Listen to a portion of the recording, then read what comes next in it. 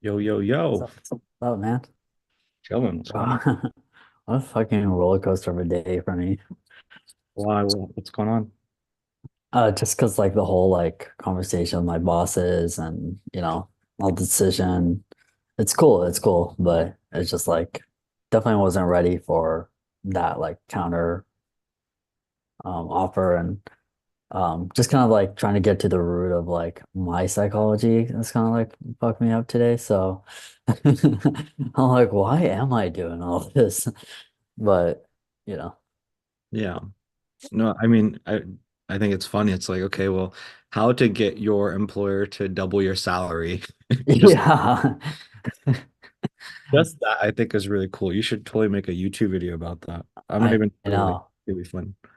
Yeah, I think so. I didn't even think about it like that. You should totally like I think the guys, I mean, maybe not today, but like I think even like it'd be cool just to share the story in here with these guys because there are some guys in here that Yeah. are just from 9 to 5. Be like, so guys, here's how I went from this to like Yeah. just Yeah. a simple conversation. That's kind of crazy. I mean, this is like if you get anything out of this course, it's like a power move for sure. Yeah. So, and also I was watching the video you sent over, the Loom video, about halfway through. Mhm. So I'm excited. I'll get through the rest of it probably later today, if not tomorrow, and just kind of take it from there. Cool.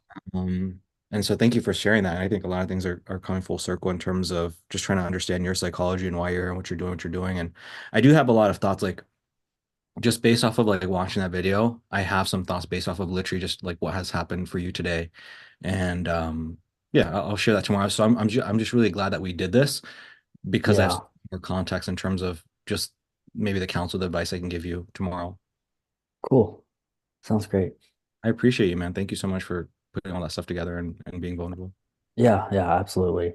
Um, yeah, it really like when you sent that, I was like, it really fucked me. I was like, I have to get to the bottom of this now. And I just sent that video out to you. So, When you said it um, fucked you up, what are you talking about? Are you talking about like when I messaged you and I told you like why I was doing what I was doing, or like which part of it? just, yeah, because when you said like this thing happened, therefore you did this. This thing happened, therefore you did this. So you're like, why are you doing this? And I'm like, I don't know. I feel pretty happy in general. Like, and there's nothing that is causing me to do this. So, um, and so that really like just made me like think Start because questioning. yeah, and like, it's still I still stand by like what I said about like I resonate with this more, the psychology and the structure and the decision making here versus everywhere else I've seen. But also like why am I putting myself? So yeah, it just kind of made me look more inward. I think I already do that a lot, but again, I just like this it was kind of like blindsided almost. Yeah. Sometimes it's nice just to have a different perspective. And It guy, is. It is. hope everybody's doing well. Me and Aman are going through like a midlife kind of this where he's trying to transition from his 9 to 5 to full time. And he had a conversation with his employer today, and they literally like raised his salary by double just to keep him there. And so we're just trying to navigate through that, which is an interesting thing. So me and Aman were talking about like just sharing that like power play with you guys might be a fun thing. And just for those guys that don't know, I don't mean to hijack this whole thing, but like Aman works at an agency as well. So it's all like related. So I thought that'd be cool to share with you guys, maybe on another call. That being said, how's everybody doing? Adam, Billy, Jacob, Tony, how are you guys all doing? Good, bro. Good. Doing better. My entire family has been sick this whole last week. So my three daughters and my wife. So it's been a hectic week. So I'm coming, they're all getting better. So I'm getting out of uh all of that stuff. That's been a crazy hectic last week. So That's good, man. I just read your message and I was a little bit worried. And so after I read that, I was like, oh, okay, he's fine. Everything's good. yeah, So I've been trying to be more busy, but it's been like all day, all night kind of stuff for the whole family. So it's been a crazy week. So no, dude, that was me like 3 weeks ago. I was dying for like an entire week. It took me like 2 weeks. well, yeah, I got sick and I'm like, hopefully, like I'm hoping none of my family gets this. And then they all ended up getting it. So I was like, great. All right. So So yeah. it's all good. Yeah. Thank you for just sharing that, Billy, and just letting us know. I was getting a little bit worried, so I'm glad everything's okay. Yeah, everything's good. Just been busy. Cool, man. Guys, we have a special guest with us. We have Mr. Danielle Riviera. I don't know why I just made it sound very exotic. Danielle. Daniel. We got I Daniel wish. in the house. Um, Hey, question. Daniel, how's it going, man? It's nice to meet you. Nice to see you in person. Yeah, nice to see you in person and all these other faces. Yeah, just great to be here. I was honestly pretty excited as I've been kind of Batmaning this, Batman in the cave with this whole just using, kind of the information you've laid out in your course along with some supplemental stuff. So it's great to see some faces behind, this kind of obscure advertising world that nobody seems to understand when you tell them, but you guys are kind of all there on that wavelength, so super excited to be here. Yeah, man. I'm excited that you're here and we've had that conversation outside the DMs to get you over here, and man. I think today's gonna be a great experience for you. I know we're all looking forward to it. And this is somewhere we come, man. Like I kind of joke about it. It's kind of like almost like therapy session for us where we come together, we talk business, we talk shop, but then we also bust each other's balls, just have a good time, just like, dude, am I going crazy or is everything fine? And so just welcome aboard, dude. I'm excited Oh, cool. to have you here, and I know we're all excited to learn from you. That being said, I wanted to ask you a question, Daniel. Are you in a place where you're in a rush where like you have prior commitments, anything you have to get going like here in like an hour's time or anything like that, or are you just kind of chilling today? Chilling, chilling. I mean, always stuff to do, but yeah, I set time aside for this so that way I don't feel rushed or like I have to be paranoid to be somewhere. So, just really want to just, kick it with you guys, share some information and some value.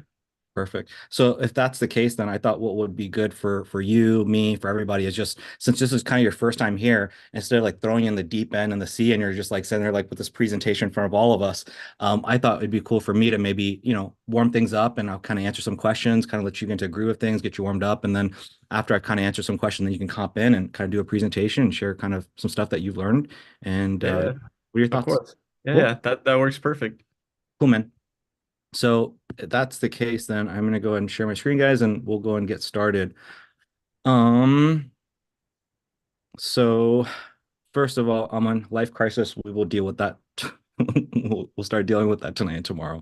I guess like, is there anything else that you want to maybe share, or maybe something that could be, I don't know, like a value to the other guys or anything like that, since you do have that 6 o'clock time slot, dude? I guess like in terms of what I feel would be valuable given my situation and everything, or Yeah, I mean, is there anything that you wanted to share, or like, if not, like me and you can just like talk privately about this whole situation. oh yeah. There's anything that you just want to share with the guys. If not, and if you feel like maybe we should just work through it, then we can just kind of work through it. Yeah, I mean, just for like everyone else here, in terms of like, just a little bit of context in this situation. And I think this may be a value is like I'm working at this agency, and it was kind of like one of these agencies that it's like a startup, it scaled up really quickly, and then like they can afford everyone, and they end up like firing half the team, right? And then I like was like one of the few that like got to stay on, but they also like promoted me to like a certain position where I was like managing team members. And then there's like this side of things with the business where I've been working with Koshik, and we've been working together for a longer time, and I've kind of been in a position where I'm like trying to choose between one or the other. And I guess the reason I want to bring this up is because like I feel like I'm getting like, and it's gonna sound weird, but I feel like I've been getting like the kindest compliments from both like Koshik and my managers, my like bosses and stuff. And like these are people that I really look up to and stuff. And I was like talking to my dad today, and I'm like, why are these people like seeing this? I'm just doing what I'm supposed to do. And he was like, that's the thing. He's like, most people don't do what they're supposed to do. And he's like, you just kind of did like you just showed up every day and just kind of inched at it forward, and you just kind of did like what was in front of you. And I think that was just kind of like profound, like how far that can get you. Like when Kushik tells you to do something, like, when there's like a course material, like just try to stick to things as close as possible, and just try to like run with things when, your mentors tell you to do, and, try to just do the boring work for a consistent amount of time. And I feel like anytime I've done that, it's always like just got me so recognized by like the people that are kind of in charge of all this. So that's as far as like something that I learned today. So I want to share that. Cool, man. Thank you for sharing. I think my main takeaway from all that was just like most people don't do what they say they're going to do and what they sign up for. And when you do, that just gets you so much further, so much faster than most people could understand or Mhm. know. So that's a great takeaway. Um, Does anybody maybe have a question that they wanted to ask Aman? Again, just to give you some context, Aman hopped inside the Sun American Cheat Code back in 2020, got a job at an agency that was a startup, and he's kind of been there since and used a lot of the knowledge that he's learned inside the course. And now he's kind of in a place where he's torn between, not torn, like he knows he wants to scale this agency, but also like he wants to scale with what we're doing here, but also his employer wants to kind of keep him around. And that's kind of just where he's at, and we're trying to navigate and deal with that. But does anybody have any questions for Aman, or does anybody want to say anything before we transition and move on? What brought you back? What was your mindset, and what were you doing sort of within CMCC before you started coaching? And then my other question that I've had for a while is, were you getting coaching before, or were you just in the course and then came back to coaching? Okay, yeah. In terms of like as far as like my role here, I'm still like a student. So I wouldn't say I'm anything like, Mason where he's part of the CMCC. I'm just like I just show up. Like I could retire and I just still show up. So that's just kind of like I guess in terms of I I guess like think what was the Aman, I think what he's asking is like your journey. So you know how kind of you explain in your YouTube video? I think just like a condensed yeah. faster version of that. Like you popped inside the course and then you went and did this like Okay, okay. example, the salon where you went and ran ads for a salon and then XYZ happened. Right. And then like just kind of like a really quick summary. I think Okay. you're looking for. Got it. So I bought like the course probably like what 2019 or something. And I remember it kind of like opened my like I was just a videographer at the time and it really opened my mind to like marketing and stuff. So I became like once I did the course, I was just one of those people like most people would take the course who didn't really like take the action from the thing, but I felt like I needed to know more. So I started learning more on like copywriting. I just bought a ton of books on marketing. I just really just enjoyed marketing in general. And then I kind of, like got distracted with like my like work at the restaurant job I was doing. Got to test a little bit of the ad side with like a photographer I knew, but then I stopped for a while, and then I again started doing more like marketing videos, and one of those marketing videos got me a job at an agency. I started working at the agency, but then the things I was learning from the course like still was in the back of my mind. So I had this one client who was a hair salon. I just did video for, and I like came to her with this idea of like, hey, can I like run ads for you? So I literally just followed the course to a T, ran ads for her. I didn't know if I was getting good results or not, so I made like a video on like, hey, how are these video like, am I doing good? Like, is this like a good result? And it was like looking back on it, I was getting like $3 leads for this hair salon. Like it's actually kind of crazy, but Insane. yeah, it was crazy, but I didn't know. So yeah, Mason reached out to me. I ended up becoming part of the coaching group, and then I was kind of growing both in the agency and this coaching program at the same time. Does that help a Cool. little, Tony, in terms of what your question was and what you're trying to maybe get at? Yeah, totally. I was always confused on like when you were like I came back. I was always confused on what the sequence Oh, was. okay. Yeah. So I was here for 3 months, and then I got to a point where I was starting to build out my niche funnel.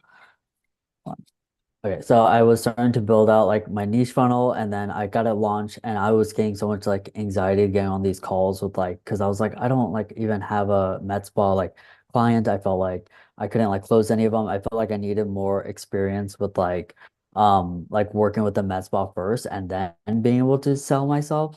So I like after the 3 months was up, I decided like, hey, like I'm gonna just try to like email some some med spa, see if I can do some work for free again, and this way I have some like conviction. And then like a month had passed or something, and nothing had happened. I was like, okay, if I stop now, I'm gonna lose all my momentum. So I just decided like I just kind of had the idea of like, okay, I'm gonna join it again, but I'm gonna just use it for accountability. And then basically I launched the ads again. I was getting on the sales call, and then Kushik was just like helping me in terms of like how to close, and I eventually closed, and then now I'm like building momentum again. Awesome. Thank you. That's awesome, Yeah, Nick. yeah. Nice. No, I think when it came to Aman and I kind of noticed this pattern with him and almost everybody is like, you got to build a 6 for 6, you got to close a deal, right? To build the foundation. Then you got to build the niche funnel, which is where you guys are at. You got to build it. You got to get the leads. And so when Aman's coaching ended, it's we see this pattern with everybody, and that's why we try to push people so hard. Is because Aman, did you get the niche funnel built by the time the 3 months ended, or no? I think I did, yeah. Yeah. And then did you launch? I think he had just started launching ads. So I had gone on my first like few discovery calls and I like hated it. yeah, and that's what it is like within the 3 months, Yeah. to get you guys to a point where you guys are running ads, you guys are getting leads, you guys are building discovery code. Because I know, and literally, this is what I was telling you and Adam, is like, I know that as long as you guys do that, you'll be fine. Why? Because Aman did that. And like he said, he hated it because it's so uncomfortable. It's just like starting the six figures in 6 weeks again. It's so uncomfortable. And so he stopped ads. And, me and Aman, we joke about this, and I say this with everybody. It's like, we call it the bitch brain.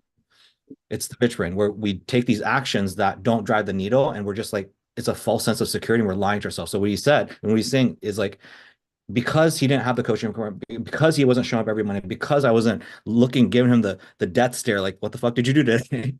He went off and he was sending these cold emails and he was doing all this stuff, which wasn't really driving the business.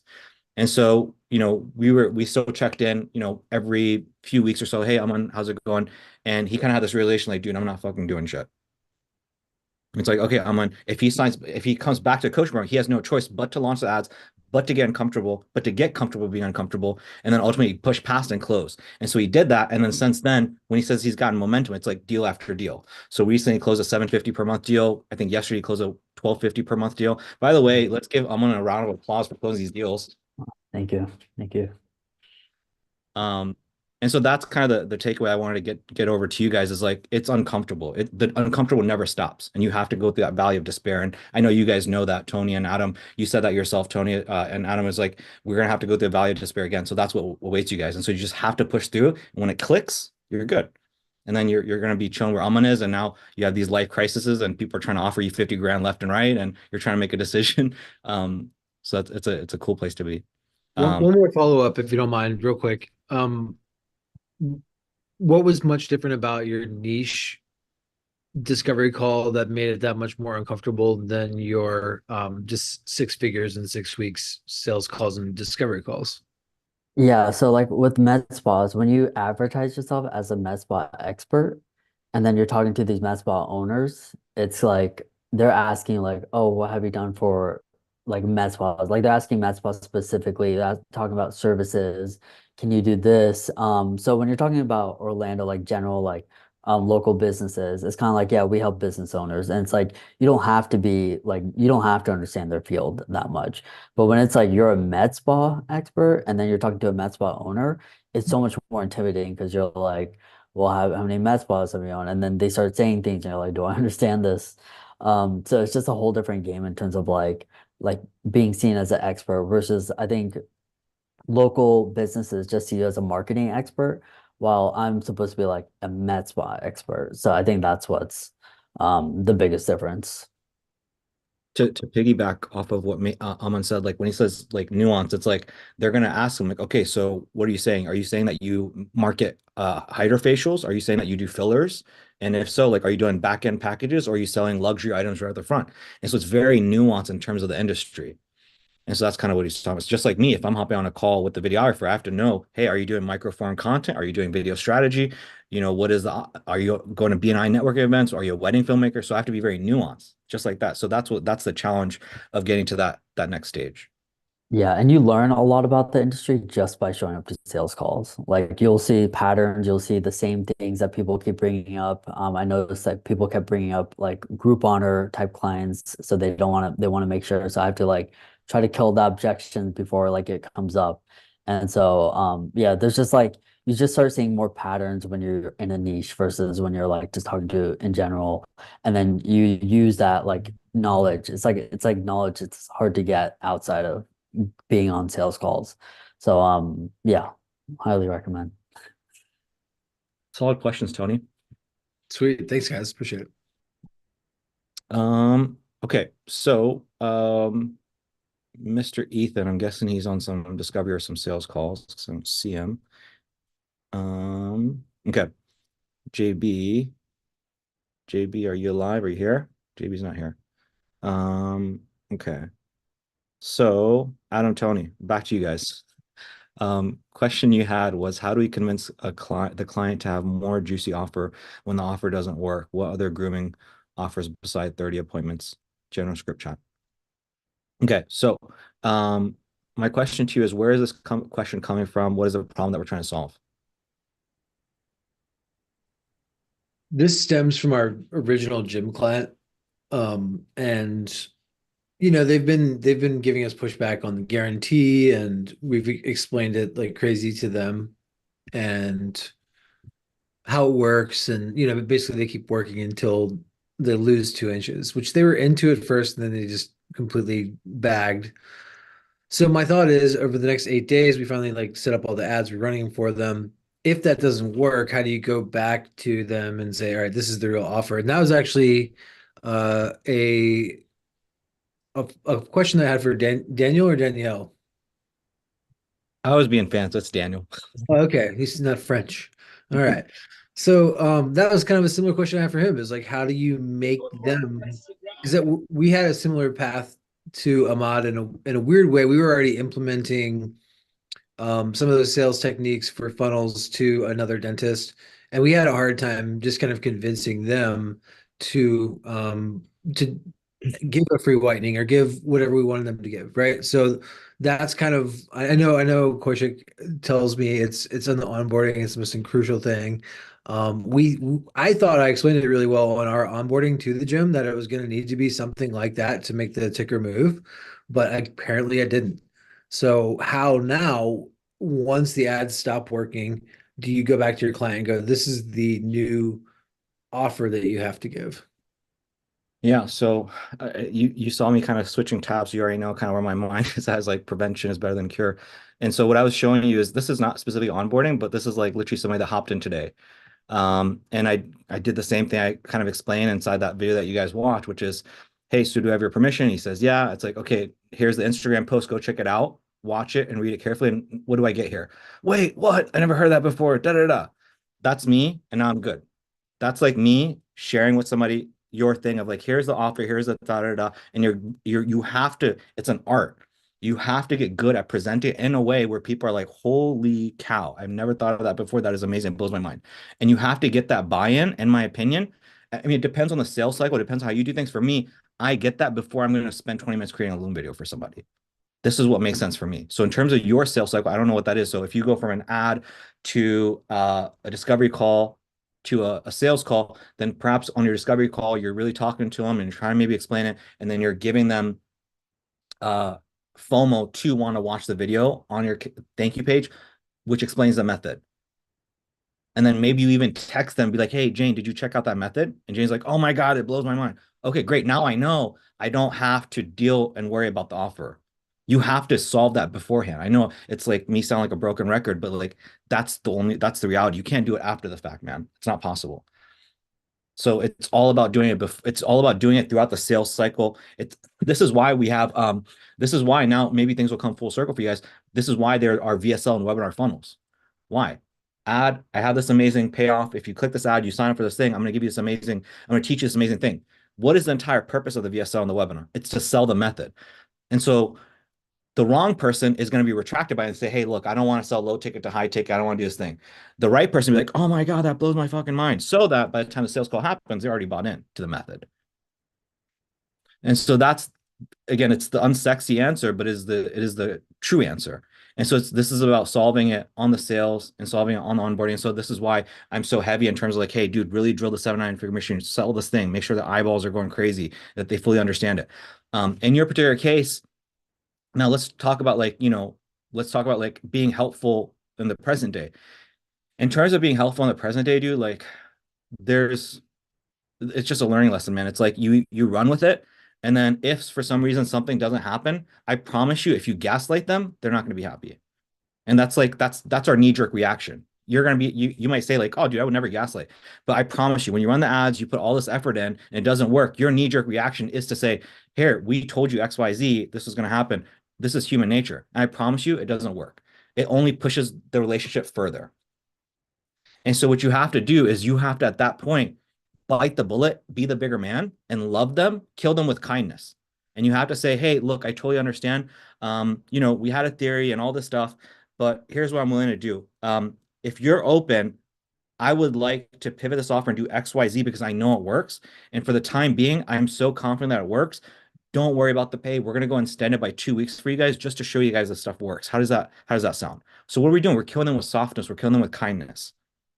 That's the only way to do it, in my experience. Does that make sense, guys? Very much. Yeah. Does that answer your question? Does that raise more questions? I think that answers my question. Adam, you look like you're in deep thought. No, that was more of a Tony question. I think you answered that for us pretty well. The next one is if we could just kind of chop it up about like what else do you think we could um offer besides 30 guaranteed appointments to a groomer? Like what I guess just to have some variation. So here's what I would say about that. That's not a Koshi question. I love you, Adam. That's your market research question, bro. And that's such a crucial question. Yeah, that is. It's like it's not even like it is make or break. Like the ad angle, the hook, all that stuff is cannon fodder compared to the ultimate offer, bro. And so for me, it's like I know I can lead with this, $47 course offering leads. I just know people want it because of all the research. I have all the data. But I'm not going to offer something like I don't know, like I'm trying to think of something. Maybe this would work, but like I don't think I would risk something like, hey, we have a course for $47 that's going to use AI to give you scripts for video clients. I don't know. I don't have enough data to say that people would really salivate over that. And so I can't tell you if 30 leads in 30 days or 30 customers in 30 days or for pet grooming. Like I would try to be even specific. Like if you look at Aaron's stuff, Aaron's was very specific. It was like 90 hydrofacials in 90 days or something. I think Aman's was less specific, unless Aman, you modeled him. I could be mistaken. I don't know if you modeled I him. use that one. Yeah. Okay. Okay. So it's like specific in terms of even the service. So that's the thing with Jada and Josh. They found out like, okay, what is the service that has the highest profit margins, that has the lowest overhead cost, that is the easiest to perform? And it was like lawn care makeovers. And so that's what he led with. And so I would be nuanced and specific with your languaging. Got it. But that's definitely a her question. And then even if I were you guys, I don't know if you guys if I were you, shoot, man, I might call a bunch of like pet groomers and just ask them like straight up. It's worth a shot. Yeah. Like, what's your highest ticket item that's easiest to perform? Or like hey, What's the most popular service? What's the most popular service? yeah. I would, you can try that. Again, this is even when you call these people and you're going to have conversation with them, you have to test out the languaging and the verbiage and the way you say it. So for instance, you might go in there and say, hey, we have nothing for sale. If anything, we're offering a free video commercial. We just have a quick 4-minute that we want to ask you. We just need to ask you a few questions. They say, yeah, got it. So here's what we do. Elevator pitch really quick. Nothing for sale. My question to you is, what is the number one service that a marketing agency can come in here and get for you guys that you would be happy with? The answer. Okay. Do you mind if I ask you why? Is it because it's easy to perform? Is it because of the high profit margin? Is it because of LTV? What is the reason for that specific service? Got it. What is the, and then maybe go a little bit heavier and say, hey, look, here's what we're doing. We're running out to social media and we're trying to look, the reason I'm asking this question, we're looking for a headline. And again, use languaging that they would understand. My question to you is which one of these headlines would you click on? And so maybe you figure that maybe you have them written down and you literally ask them this one, this one, this one. Like those are things I would be testing on if I were you guys. And either you call or you do what Daniel did. Daniel literally carved out a day. Not this Daniel, other Australian Daniel. Australian Daniel, he spent an entire day just driving around. He kind of planned out his day and he drove around and asked different people to get data. And he offered a free video commercial to get that data. So that's what I would do. Okay. Also, the thing is, yeah. She's offered up her network, our main contact where we got most of our data from. She's like already offered up her local network. So it's a matter of like kind of revisiting her for that. Cool. Yeah, I mean, almost the number one powerful thing is like, are you planning on having a conversation with her like over the phone, over Zoom? What are you planning on doing to revisit your conversation with her? Um, I don't know. I'd like to go in person. We kind of owe her a little content for what she's given us already. She's just kind of brushed the free content off as of right now, but I think she's got personal matters happening, like actual ones, family One thing medical. that makes sense. So if you're gonna, you could do this over Zoom. That's why I was asking. I don't think that this would be the best thing to do over phone. Like literally what I just explained to you. I don't think like Zoom would be better. So when one we're in your shoes is I would literally have like, I'd have a funnel, but I have like maybe four different, or I'd have one page. So imagine you guys can see my screen, yeah? Hmm. Yeah. So this would be like one long page, and then from here to here would be like an opt-in page where I'd have like a headline and then a calendar. And then maybe I'd have like a divider here, and then I have like another headline and a calendar here, and divider and another headline and a calendar. I'd be like, hey, so which one of these would make you want to scroll stop? Boom. Cool. Like visually like trying to get that and like paying attention to her eyes and her body language as well. Stuff like that. Sweet. Okay. Um, other question you guys have?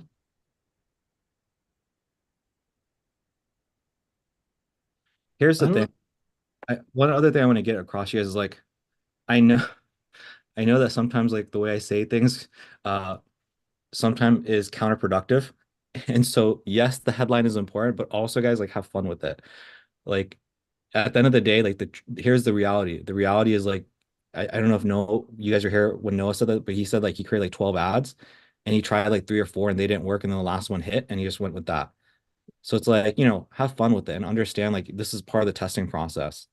But then also like once you guys have it, dude, like the beautiful thing is you never have to touch it again. So it's like just to have some like don't stress about it too much. Try not to stress about it too much, right? Cool. Use a foundation, just try it. And then if we can get book calls for like 50 bucks, $100, like we'll still keep testing stuff maybe. But like honestly, you'll be fine. I think based off of everything I've seen so far, I think you'll be fine. So try not to stress as much. Cool. When you say you never have to touch it again, is that like even including when you have to kind of just maybe tweak a word or something just to keep it fresh when you say you never have to touch it again? Just kind of like a little tiny tweak changes. So what I mean by that is like you've got your ad, and then you've got like your funnel with the 2 pages. The only thing you have to do is slightly make some pivots and tweaks in terms of your ads to refresh some stuff. Again, I've been running literally the same 2 ads since 2022. Oh, wow. Yeah, and the only thing I've done is like I've literally swapped out the first 3 seconds and they work. But Okay. like my entire funnel doesn't change. And so once you figure out this headline, like you can really roll with that for quite some time. Okay. So it's like building the machine to get the 50 to $100 book calls is the hard part. After it's done, you can honestly chill for a few months, maybe even for 1, 2, 3 years. Wow. That's great. That leads into one of my questions later. So thank you. So just to be clear, we're still, even if we're doing like 12 different ad sets, it's still one funnel that we're testing with, right? We're not going to build like 3 different funnels with 3 different vibes and test those out intermittently as well, right? It's just one single funnel. That can be done. I just don't think it's worth doing right now. I think the thing that's worth doing is like this is like really fixate on this headline and this is your calendar. Really like let's work backward. Let's focus on this. And then we have the different ads that will come here. Ad one, ad two, ad three. So it's like really focus on this versus like what Aaron did, which he had an ad that went to a funnel, and then now he has a different ad that goes to another funnel. Instead of this is like a little bit too complex, I think. It's not worth doing right now. Cool. Thank you. Adam? Thank you. Question? No. Yeah, and then general script chat. I mean, we don't have to spend too much time on this. You gave us a lot of feedback, which was good. And honestly, I want to hear Daniel talk more than I want to hear him talk about our scripts. But Danielle. Tony, is there anything you'd like to ask Kushik about the our script for the ad? No, I mean, I think I might be thinking like too complexly about it, but I think you've kind of helped us narrow down where we're at, and we haven't done much changing yet since the last time you've reached out, to be honest. Um, this morning or whatever. But yeah, I think I feel good about it. A little more thinking, a little more market research, and kind of changing the offer up a little bit. Adam and I need to work on that. Mhm. Yeah, the offer is the heavy lifting, guys. The offer is the heavy lifting. Mhm. And again, it doesn't have to be perfect, but like I think if you get like three pet groomers that all kind of say like, yeah, dude, I click on that, then it's like, okay, cool. Let's just roll with that. It might not be the best, it might be the best, but like I have three people that are leaning towards that one. Okay, cool. Let's just roll with that for now. Sure. Cool. Cool, guys. Well, we'll circle back if you guys have more questions. Thank you. Yep. Ethan, what's going on, man? How you doing? I am doing fantastic. Just finished my last class of the day. Let's go. Let's go. So I just read through your response, which does kind of answer a lot of my questions. I jumped on a few discovery calls and I had some great success booking the sales calls. I don't know if it was luck or I just answered their questions, but I do have 3 sales calls booked for later this week. Good work. Thank you guys. Appreciate it. In terms of your question, bro, like, do you have specific questions after having read through this? Not specifically, except for I asked about the Google Slides because I didn't know if anyone has ever done it in there, just kind of like aesthetically pleasing. I don't know. I like the sales template that you have. But just like in the past when I was doing this sort of thing, I just have like a really clean, like professionally designed. I mean, it works for all intents and purposes. But I was just wondering your thoughts, if it was like even worth the effort to create something more visually appealing or not. Jada and Josh did that because they have a background in graphic design. So they kind of took what I had Okay. and made a template and it worked really well for them. So if you feel like it'll work well for you, go for it.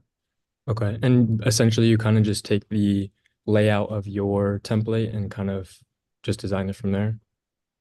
Yeah, you can just do that. The most important thing is just like you go in order, like go in the order that's prescribed. Like for example, again, if you're going to follow the new process is, break the ice, hop in, share your screen, say, hey, look, the purpose process question. So it's really important that you go over that before you hop in any discovery, because if you don't go over that and you go into discovery, then you're gonna have some issues. So the thing is like, just as long as you do that in order, bro, you'll be fine. So if you want to have something that's, that looks aesthetically pleasing, where you have the question, comment, and maybe some whatever works suits for you, like, dude, do that. It's just important that you do that in order.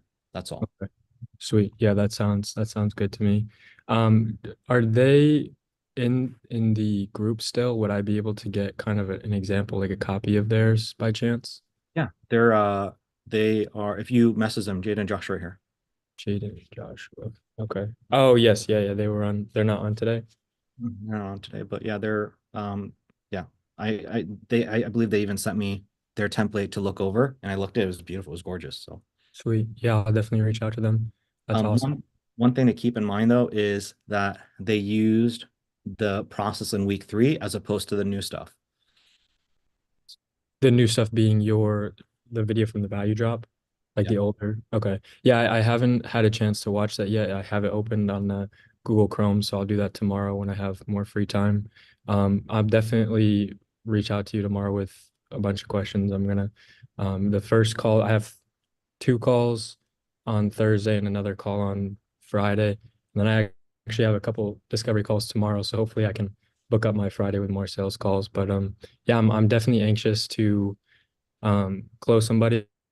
I mentioned that the one woman did not really have a budget for it. But I did mention potentially doing like a photo shoot or like a revenue or a profit share.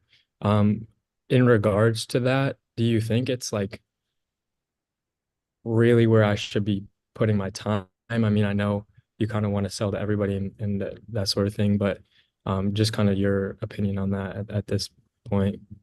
Yeah.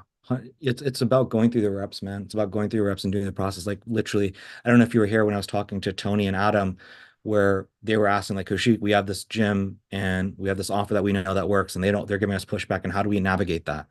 Were you here when they asked that question? I was kind of answering that for them. I don't think so. I hopped on like 2 minutes before you said hi to me. No, it's cool. And so they asked that, and like I gave them advice, and now they know, and it fully clicks. But there's no way there's no way they could have even asked this question because if they hadn't made it this far, Mhm. right? Adam and Tony, like there's no way they would have even had this question. They wouldn't even known to ask this question. And the only way they would have known is by going and doing the entire rep. And now they learn for the next person. And so my suggestion to you is treat it like everybody else. So my suggestion is do not treat it like you have a conversation with her and then you're giving her the energy or vibe like, hey, look, I typically do this with my other clients, but because of your situation, here's what I think we should do. Let's do a photo shoot and just take it one step at a time and da da da. Don't do that. Treat her like you would treat everybody else that's got the money, that's got the funds that you can go all in with, because that's the only way that you're going to learn. Okay. Only you need to know, and we need to know what's brewing in your head. They don't need to know, and they shouldn't know. Okay. And so how would I go about kind of proposing that, I guess? And yeah. So give me like kind of remind me like what's going on with her and like what the issue is. So she's running a jewelry company. She's been running a jewelry company for a few years now. Her biggest problem is getting eyes on her content. So essentially, like I had her walk through the process of, like I need more clients, I need more money, more revenue. And she's like, I'm not really in a place financially where I can purchase like that like funnel that the pitch that I described to her. But I was like, we could, talk about a variation or a photo shoot or just something to get you results and get you on the right path or that sort of thing. So I took it kind of easy on her, but Okay, so pause. So this is important. So there's have you heard me say ability versus willingness in terms of pay? it sounds familiar. Yeah. So when people say I don't have the money, I can't pay, it's not that they don't have the ability, or yeah, it's not that they don't have the ability, they don't have the willingness. So there's a big difference between ability and willingness. Does everybody in here, if I had a $250,000 Lamborghini that I said I had to sell for 50 grand and you had to come up with 50 grand cash, does everybody in here have the fucking ability? Fuck yeah, we do. So Fuck yeah, I don't give a fuck. So Sure. everybody's smiling and cracking up because everybody has a fucking ability. And so when she says she can't, well, she's not talking about her ability. She's talking about her willingness. Mhm. If you show her, hey, if you put in 1,500, and if you can convince her, I'm just making shit up just to make shit up for the sake of this. But like, let's say you convince her, hey, this is if you put $1,500 into this thing, it's going to be 100 grand in like 3 weeks. If you can convince her of that, would she go out there and be willing to spend it? She would be willing. She'd go out, get a loan. She would do Afterpay. She would do all that stuff. And so that's the lesson that we're trying to teach you here is it's not about her. It has nothing to do with her. It has almost everything to do with you. The question becomes, can you get her to salivate enough? Can you sell her enough so that she's going to be willing to do it? Because in the real world, you're going to have conversation with people that have $0, that have nothing in their bank account, that all those things, and you're going to have to get them financing. You're going to have to do all that stuff. Those are the real battles. The battles are not the ones, Ethan, where somebody's got $100,000 liquid waiting for you. Those are layups, and we're not solving for the layups. We're solving for the battles. Yeah. So in her case, to answer your question, hopefully that kind of answers your question. You have to treat it like everything else. You have to sell her on this thing of like, okay, you've stumbled on this gold mine, you stumbled on this thing. I was just joking, not joking, but I was sharing this with the guys earlier where I said somebody just purchased something. I did my workflow where I sent them a post, and now he's like, wait, what? Oh my God, I never thought about this before. You have to learn the art of getting people to think that way. And so if you get them to think that way, then all of a sudden what's going to happen is like, you're going to be like, wait, I thought you didn't have the money. It's going to appear like, no, it's going to appear from somewhere. I promise you. Gotcha. Okay. Yeah, I needed to hear that for sure. That makes sense. So yeah, just essentially. So you have to approach every situation like that, bro. Every situation. Okay. Fantastic. Yeah. And that's the art that we're really focusing on teaching everybody here is like, you got to learn that, bro. If you don't learn that, then, once you niche down and do the thing, like That's where people struggle. That's where Hmm. people struggle. Makes sense. Absolutely. And then also one more thing in terms of the discovery call. I don't know if I am just getting lucky or like if I'm not covering everything, but like, is it typical to get a conversion rate like that from discovery calls to sales calls? Like, um, I don't know. I feel like people are more inclined to just say, no, I don't want to jump on another call. So is that like a typical thing or? No. Um, here's how you know if you did a good job on the discovery call. The way that you know is, and again, there's some course material that awaits you. I don't think you've gone through that material yet. There's a video specifically on, oh, okay. There's a video on how to increase the number of show ups to your sales call. And in that video, I explained that there's a way to know. And the way you know if you're doing a good job on the discovery call is if people are consistently showing up and they're showing up open, like an open book. Mhm. If people can, so if you have like, let's say, let's say you get 8 people to say yes to a sales call and you get like 1 person to show up, that tells me that they're just saying yes to you on the discovery call, but they weren't actually sold. They're just not trying to be rude to you. Sure. That's the definition. That's how you know. So are people showing up and are they showing up opened up? Both of those things. If they're not showing up and if they're not like, if they're super closed off, that means you haven't done a good enough job on the discovery call. And we won't know until we see this week and see what happens. I Yeah. would say a really good indicator as well is like if you send them a text message, say like 24 hours before the call, if they respond back to that text message and they're like, "Yep, Ethan, I'll talk to you then," like that's a good sign in my eyes as well. Yeah. Right. And that's part of, what Mason's specifically talking about is in that video that I'm talking about, which is the increase in the show up rate to the sales call. One of the things that we do that Mason's talking about is you text them the evening before. So if you have a sales call on Tuesday, you text Monday evening, say, "Hey, James, it's a 2-liner. I'm not going to get super into it, but blah, blah, blah, blah. By the way, do you need a link to Zoom call?" And if they don't respond, they're probably not going to show up to the sales call, which means you probably didn't do a good enough job on the discovery call. Okay. Gotcha. All right. Yeah. So I guess I have to wait and see. I'll get back to you on that on Thursday. Yep. What else you got for us, bro? That is, I think should be it. I swear. Yeah, I mean, I just got to take more calls, do more reps, and work through the content, and yeah, it should be good to go. I'm stoked. It's fun. I honestly, I had a really fun time. I was nervous before the calls, but like mid conversation, I'm like, oh damn, this is fun. Like just having a conversation with some business owners that could potentially help. So yeah, Few I'm excited. a few things I would say, dude, is one thing is like, let's see how this week goes. But then also like if you have like one thing you might want to do is like look at your discovery calls and then maybe send one of those over to have reviewed.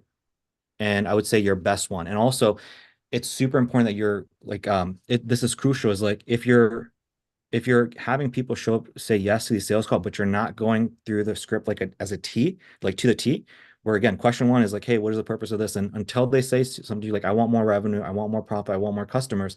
If you're not getting them to say that and you're moving on and you get to the end of the sales call, or get to the end of the discovery call and they say, yeah, let's hop on a sales call, then like that's not successfully conducting the discovery call in my book. Okay.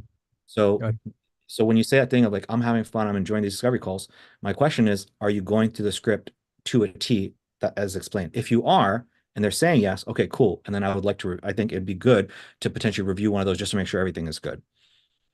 Yeah, I mean, yeah, I hit all the touch points that are required. One thing that felt like it didn't really align with like my sales tactics was the analogy. And like when I was saying it, it was like they were kind of like I could sense that they were kind of rolling their eyes, like, I did say it and they still agreed to the sales call. So obviously like they still believed and they still understood the concept, but am I able to kind of tailor it more towards like my tonality and my speaking, or does it really have to be kind of that specific? So in terms of that, the way you feel, I hear that like 5 out of 10 times. Like half the people feel that way of like, dude, this feels a little bit awkward. And I feel like on these discovery call, feedbacks that I give people, 9 out of 10 times I'm telling people, you got to practice that more. Mhm. You gotta practice that more. You gotta practice that more. You gotta practice that more. When it comes to sales call, I tell people you gotta practice 7 9 figure machine pitch, which you'll learn about. You gotta practice it more, practice it more. So this is something you have to practice more. So when you say and so yeah, you're gonna feel weird about it. Like it's normal to feel weird about it. Like everybody does. But once you do it enough times, I promise it works fantastic. It just works. Aaron Sawyers, who we talk about all the time, he still uses that until this day for his medical spa. And so my question to you is this: when you say that you want to pivot or tweak it slightly, what is your definition of that? Or like if you want to like give me an example so I can kind of know, and I'll kind of like let you know if I think that that's within range or if it's too much out of range. Yeah, I can definitely kind of like not like custom tailor one. I took the script and I put it into my own like notes application and kind of like reworded a little bit so it like is more cohesive with how I speak. But yeah, maybe I'll try like adjusting it a little bit and send you that for approval or changes and whatnot. Yeah. And sorry, you go. I was saying I would love that. Feel free to do that. And or what you can do is literally just send a voice note, bro, and just like say it as if you would say it. And I can hear it back and I can kind of give you feedback. Okay, sweet. And then when I finally do niche and start like running the specific funnel for that, is it the same discovery call? Like, is everyone practicing the same discovery call script, or does that change throughout, or what does that look like? Yeah, it changes. It changes. So this call was being recorded, so I can Tony actually asked Aman about that, and Aman had some really good insight. And so if you watch his part back, I think that would be very helpful for you. But essentially, Aman's major takeaways were just like major kind of key points is just like it's more nuanced. And so, for example, you're kind of speaking in terms like, yeah, we generate leads and this, but like when you have a conversation with like a medical spa business owner, they're gonna say, okay, well, do you do fillers? Do you do hydrofacials? And then do you do low ticket to high ticket back end packages, or do you sell like high ticket stuff right up front? Like it's very nuanced. Sure. And like for me, for example, if I'm hopping on a call with the videographer, I'm not going to say, hey, if you're a videographer, I'm going to help you get more leads, dude. Let's talk about it. I got you. It's like I need to ask people like, okay, are you doing micro form content? Are you doing video strategy? Like, are you doing retainers, like social media offers? Like what exactly? Like I need to be like people need to know, like I know a thing or two about videography. Sure. Yeah, that makes total sense. Actually, earlier today I was on a call with an interior designer, and when I was asking like her lifetime value of clients and whatnot, like I felt like I didn't speak her language quite yet, and I'm like, oh, like I'm definitely lacking there. I don't have that information to like, have a back and forth banter conversation. So that makes sense for sure. It's just a little bit more nuance. And then we dial it in. Like every single person, their discovery call script is a slightly different. So Amon's is slightly different than Jorge's, is slightly different than Mason's, for example. It's slightly tweaked depending on the industry and the niche, and depending on what your funnel looks like. And that'll make more sense as time progresses. Perfect. Sounds good. Well, yeah, I think that's all my questions for now. Thank you for all the help. Yeah, man. Keep up the good work, dude. Look forward to seeing what happens this upcoming week. Again, here's kind of like the magic number is like 1 out of 5 live calls. That's kind of what we're looking for. Yeah, also one more thing I did notice is one thing that they kind of like let their guard down a little bit more on the call was when I explained my relationship in terms of location to them. They're like, oh, like we're super close. We're like a few towns over. Like you're like, yeah, I work with people in that town or something. And it kind of just built more authority. So last week when I started running the ads on this, actually on the mentorship call, it was kind of specific to location. So I'm actually really glad that I'm paying a little bit more for each lead, but they all seem to be very quality leads. They're all very responsive. Most of them have business that's, generally working, generally making revenue. So yeah, anyways, just a little How much are you paying for your per lead? I mean, for your budget, your daily? A daily budget is $20, and I was getting most of them through the feed, so I just shut off the story, and I think it's like $9 or $10 per lead, but I've had really great response from all of them, so it's definitely been worth it. Cool. And Ethan, hats off to you, bro, in terms of like picking up on that little meta, which is using that in your sales call to say, hey, I'm just 10 miles down or 10 minutes down. That's the shit, bro. Like that's the secret sauce. It's the micro detail. So you being able to see that and leverage that, those are the kinds of things that pay massive dividends when it comes to sales calls, especially niching down. So hats off to you on that, bro. Appreciate it. Yeah. It seems like there's definitely a better response when you like ask some questions and you're like genuinely really caring about what they're up to. So Yeah, and that goes back to what I said earlier when it comes to these sales calls, dude. It's literally that probe. The more you probe, the more they realize, hey, this guy really wants to know. He's really being patient and waiting for the right answer. This will take you a very far way just probing. So good stuff, man. awesome. Cool, man. We'll circle back if you have more questions, okay?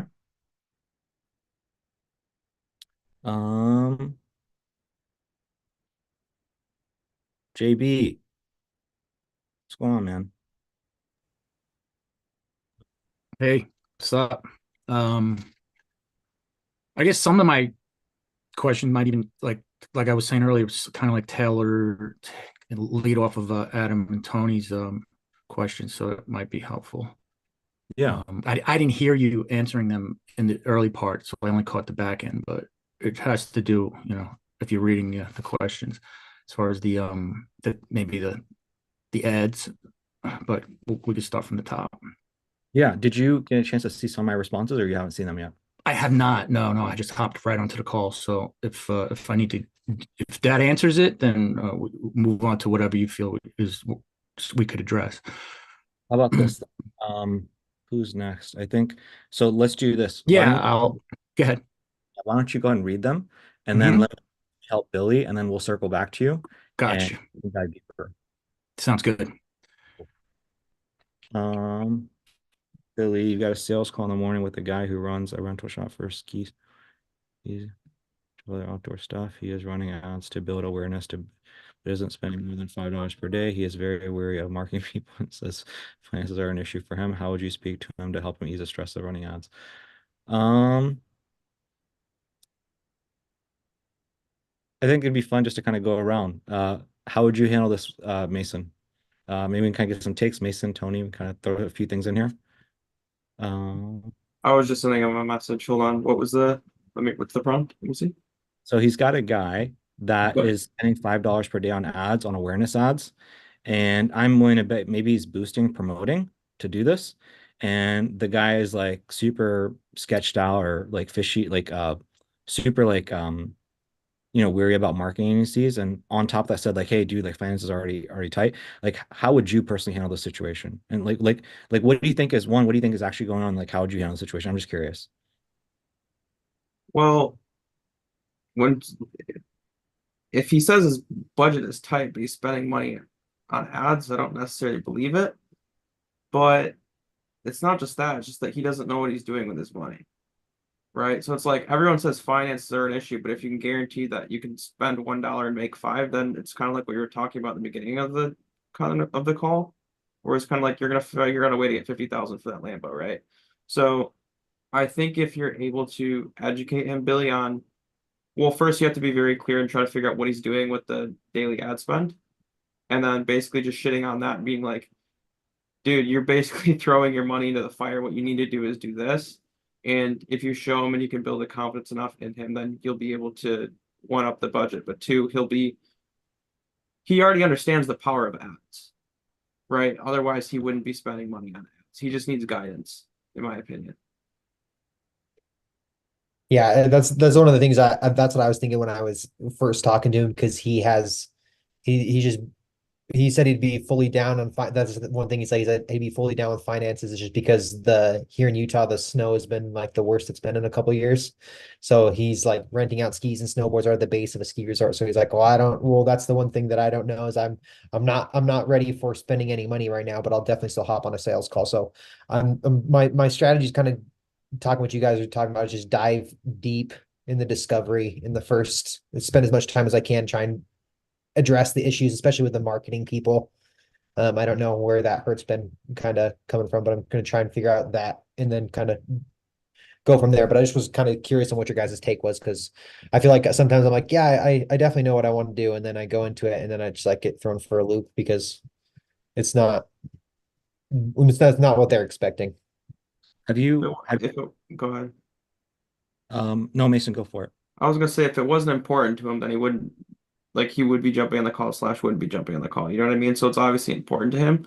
Plus another thing is like if the weather's bad right now, it's probably the best time to advertise anyway, because when the weather is good, you know what I mean? Then you can get more people renting the skis or the snowboards or whatever he's renting out. Yeah, he's doing the whole 9 yards, all bunch of that outdoor stuff. So I think, have you had a chance to get through this stuff? No, Like, my goal was to watch that after the discovery call last week, but then all the stuff with my family went down, so I haven't had the chance. But that's been on my list of like the first thing to do. You guys going to plan on watching that after the discovery call or after the call today? so if I were in your shoes here, and again, we can't like go back in time, and maybe this is not even practical or possible, but like I think what I would have done is on the discovery call, I would have tried to say certain things to get him at least like kind of get my foot in through the door of like, hey, I understand finances are tight. Um, are you in a position where did you like what's his revenue and what's his revenue goal? He's at like 15K a month and he wants to hit like 25K. Okay. So So I'm sorry, go for it, Billy. no, that's it. That's it. So maybe I would have said something like, okay, so I know that you said finances are tight. You're at 15K. I'm sure that, a lot of that's going to overhead costs and bills and, the cost of goods. And you're trying to get a 25K. Honestly, for 15 to 25K, it's like a 10K jump. It's not really that much. You're selling these things for what, $1,000? I'm guessing it's like $1,000 or something. Yeah, depending on what he has like 25 different things he rents out, like snowmobiles and ski, like it's just all that outdoor shop stuff. So I just like he has done a bunch of different offers and things of what he would do, but it ranges anywhere from like $150 for a snowboard and ski stuff and to like a couple thousand to doing like renting a ATV and a guided tour and all that stuff too. So I would maybe say something like, okay, I understand you're at 15K, you're trying to get 25K. Honestly, the jump from 15 to 25K, it's like 10K.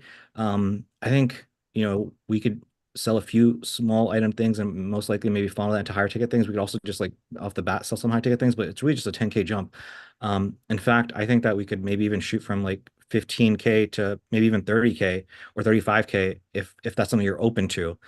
And he's probably gonna bite on that. It's like, I guess my question to you is this is like I feel relatively confident I can kind of help you make that jump. And I've got a strategy that I know works. And I'm happy to share that with you. Again, ball's in your court. You kind of decide for yourself if that's something that you want to run with. But I'd love to present that to you. I guess my only question is this is like I know, on average, like a 10x return on ad spend. So in other words, to help you get from 15K to 25K, that's 10K of revenue, which means that would cost if I were to guess about $1,000 in ad spend, but I feel relatively confident that we could help you do that. That breaks down to like what, $30 a day. Do you feel like that's something that we could do? Do you think that we could aim for $30 a day if I could pretty much guarantee you from 15K to at least 25K and from there probably even further? Is that something you think you could do? So what I'm trying to do is I'm trying to like financially qualify him. I'm trying to get him to say yes and financial qual. I'm trying to kill two birds with one stone. So I'm trying to get him buttered up, get him excited, get him to salivate, say, yeah, I'd be willing to do this thing. And the second thing I'm trying to do is I'm financially qualifying him so I know that's not going to be a waste of my time. Mhm. Okay. So that's what I would have done on the discovery call. Then when the sales call happens, again, once you go through this stuff, you'll see. But like step one, I break the ice. Step two, I say, cool, man. Well, do you mind if we hop in? They say, yeah, cool. Hop in, I share my screen. So this is what I'm going to pretty much run through with you, man. Really the purpose, process, question. I do that thing. It's very similar to what I did with you. You say, yeah. I say, okay, cool, man. So I'm going to run through this whole thing. I know that you're kind of in a place where you want to kind of explore this more. What I'd like to do, man, is if it's okay with you, I'd just like to ask you 4 really quick questions, just see if this conversation even makes sense, man. Because, I don't want to waste your time. I certainly don't want to waste my time. My promise to you is like, if the answers make sense, we'll continue this conversation. If not, I promise I'm just going to give you a tremendous, I promise you're going to walk away with a tremendous amount of value where I'm going to give you some actual steps and maybe we'll work together in like 6 months. He says, cool. I'm going to go in here and I'm going to do a double tie down in terms of my qualification questions. And really what I'm doing is I'm trying to get rid of that financial objection. So it's like, hey, dude, so I know again, you're in a place where you're at 15K and we're just trying to talk about getting a 25K. I do think that we can get you for, like I said, but let's just talk about from 15K to 25K. And again, I think it'd be around X number of dollars per day in ad spend. Is that something that, we could, if you decide you like the strategy and you want to roll with us, is that something that we could get going next week? Says, yeah. Okay, great. Cool, man. So I think it makes sense. Let's keep on going with the conversation. Okay. Yeah, I think part of the why I didn't probably push further is I'm not confident enough of knowing what, like, because sometimes I get stuck in my head of like the numbers of like, well, I don't know roughly how much they would have to spend to get that goal. And I know that's like roughly, it's just a hard thing because I just don't have the experience in Facebook ads to kind of because then there's been a couple times where people have asked further questions and I don't know the answer to that. So I don't want to like pin myself into a corner without knowing that information. So a few learning lessons here, and it's just at this stage of being between a rock and a hard place, bro. It is what it is. I think I go over this with almost everybody. It's like there's really only like three ways to know. One way is to like just do it yourself and figure out what the costs are. The second way is to basically ask somebody who's already done it before. Actually, there's two ways, right? So if you came to me and you said, "Hey, Kaushik, how do I know the six-figure, six-week sales funnel is going to run?" I can tell you I've done it 1,300 times.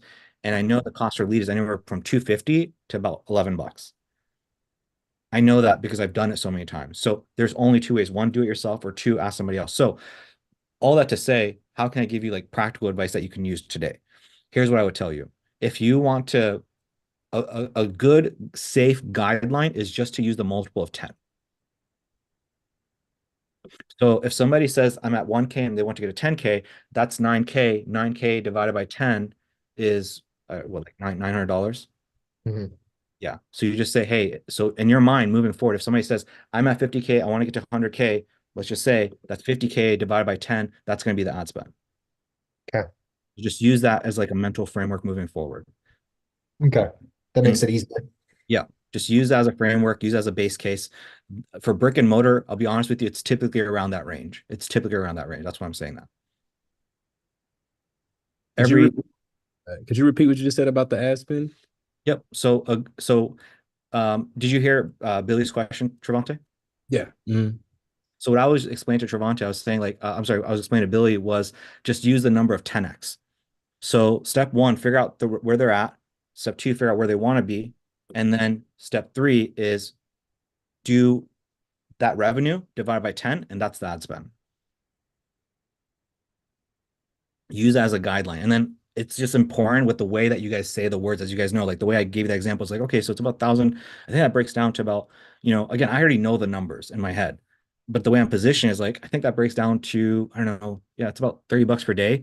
And I'm almost making it sound like it's not that serious, not that big of a deal. Because he's at $5 per day right now. It's like, so you're spending, you said you're at $5 per day. Really, I think this would be $30 per day. So it's another $25. You're calculating a 10x return on the ad spend. That's a nice return. It is 10 to 1. Yeah. Yeah. And it's pretty average. Believe it or not, it's pretty average when it comes to brick and mortar. Every industry is a little bit different, but it's pretty average. Nice. Yeah. So if you're at like 5 or 4, then you're not doing something right. No, even 5.4 is okay, dude. Like I want to say 5.4 is bad. Yeah, 5.4 is not bad. I will tell you, like, just so everybody knows in here, typically like online businesses, like myself, for example, most people, if you're doing a 3x return ad spend in terms of revenue, people are scaling. If you're doing a 2x in terms of cash, people are scaling. Just in my role. So that means if I spend $10,000 a month on ads and I make $20,000 in cash collected, but contracted $25,000, most people in my shoes are going to scale to the moon. Just so you guys. And so that's what applies into online. And so again, most brick and mortar, like 4 or 5x, you're going to be okay. Right. That's why I was like 10x seems like it's a real ambitious goal. Yeah, it's not that hard. A lot of people. Yeah.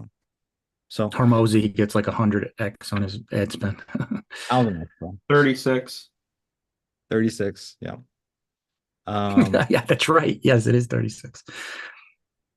Billy, does that help a little bit, dude? Yeah, that helps a ton. I just think sometimes I just it's kind of hard because every time it's vastly different. Every conversation in the 6 week sales funnel is different. So it's like I'm trying to learn, and I think I like kind of like what you said, it's like just taking the reps and kind of I like the variance because it gives people from different angles like chances to ask questions. So when then I do niche down, I can be able to understand that of all the different all the different like objections and things that are coming from different people in different ways. So yeah, that helps a ton.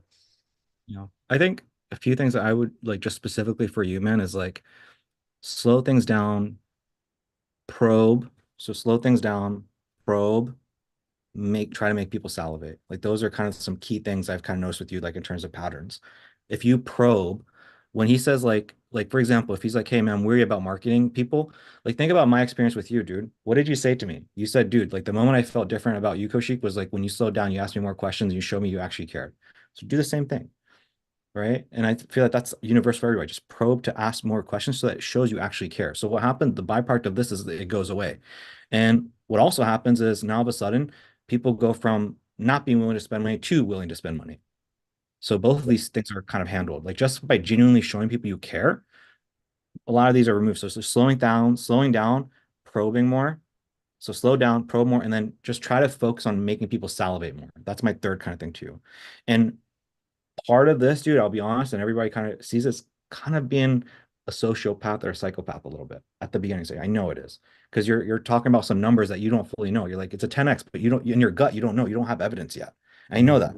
So it's kind of like just trusting the process, being just trusting that until you get in there and do it yourself and run your own ads for somebody, right? So this part again, you just have to use a baseline of 10x and then try to make people salivate. So I think that might help you is having that framework. Like always, it's 10x and try to make people salivate. Yeah. Slow things down, probe, salivate. Cool. Appreciate It's the it. first time I've ever heard somebody use sociopath as a reference for a sales call. Psychopath. Be a sociopath. Yeah. American Psycho. This is what we do here. But I understand exactly what you meant by it. Like, just don't have any conscience about it. Like, don't worry. Don't feel guilty. If you do, people are gonna sniff that. They're gonna smell that. Yes. You know what I mean? So you have to have the belief. And ideally the best belief is again these coaching calls and just being reassured and seeing the results here to know that you're in the right place. You gotta clean up the body to get away with murder.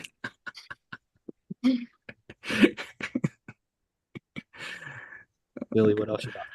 No, I think that's it because I kind of just been in this like limbo state for the last couple of weeks. I haven't closed a sales call yet, so I really don't have any other questions and stuff. So I think I'm good. So going into this week will be your third week running ads or how long? Third week running ads, yeah.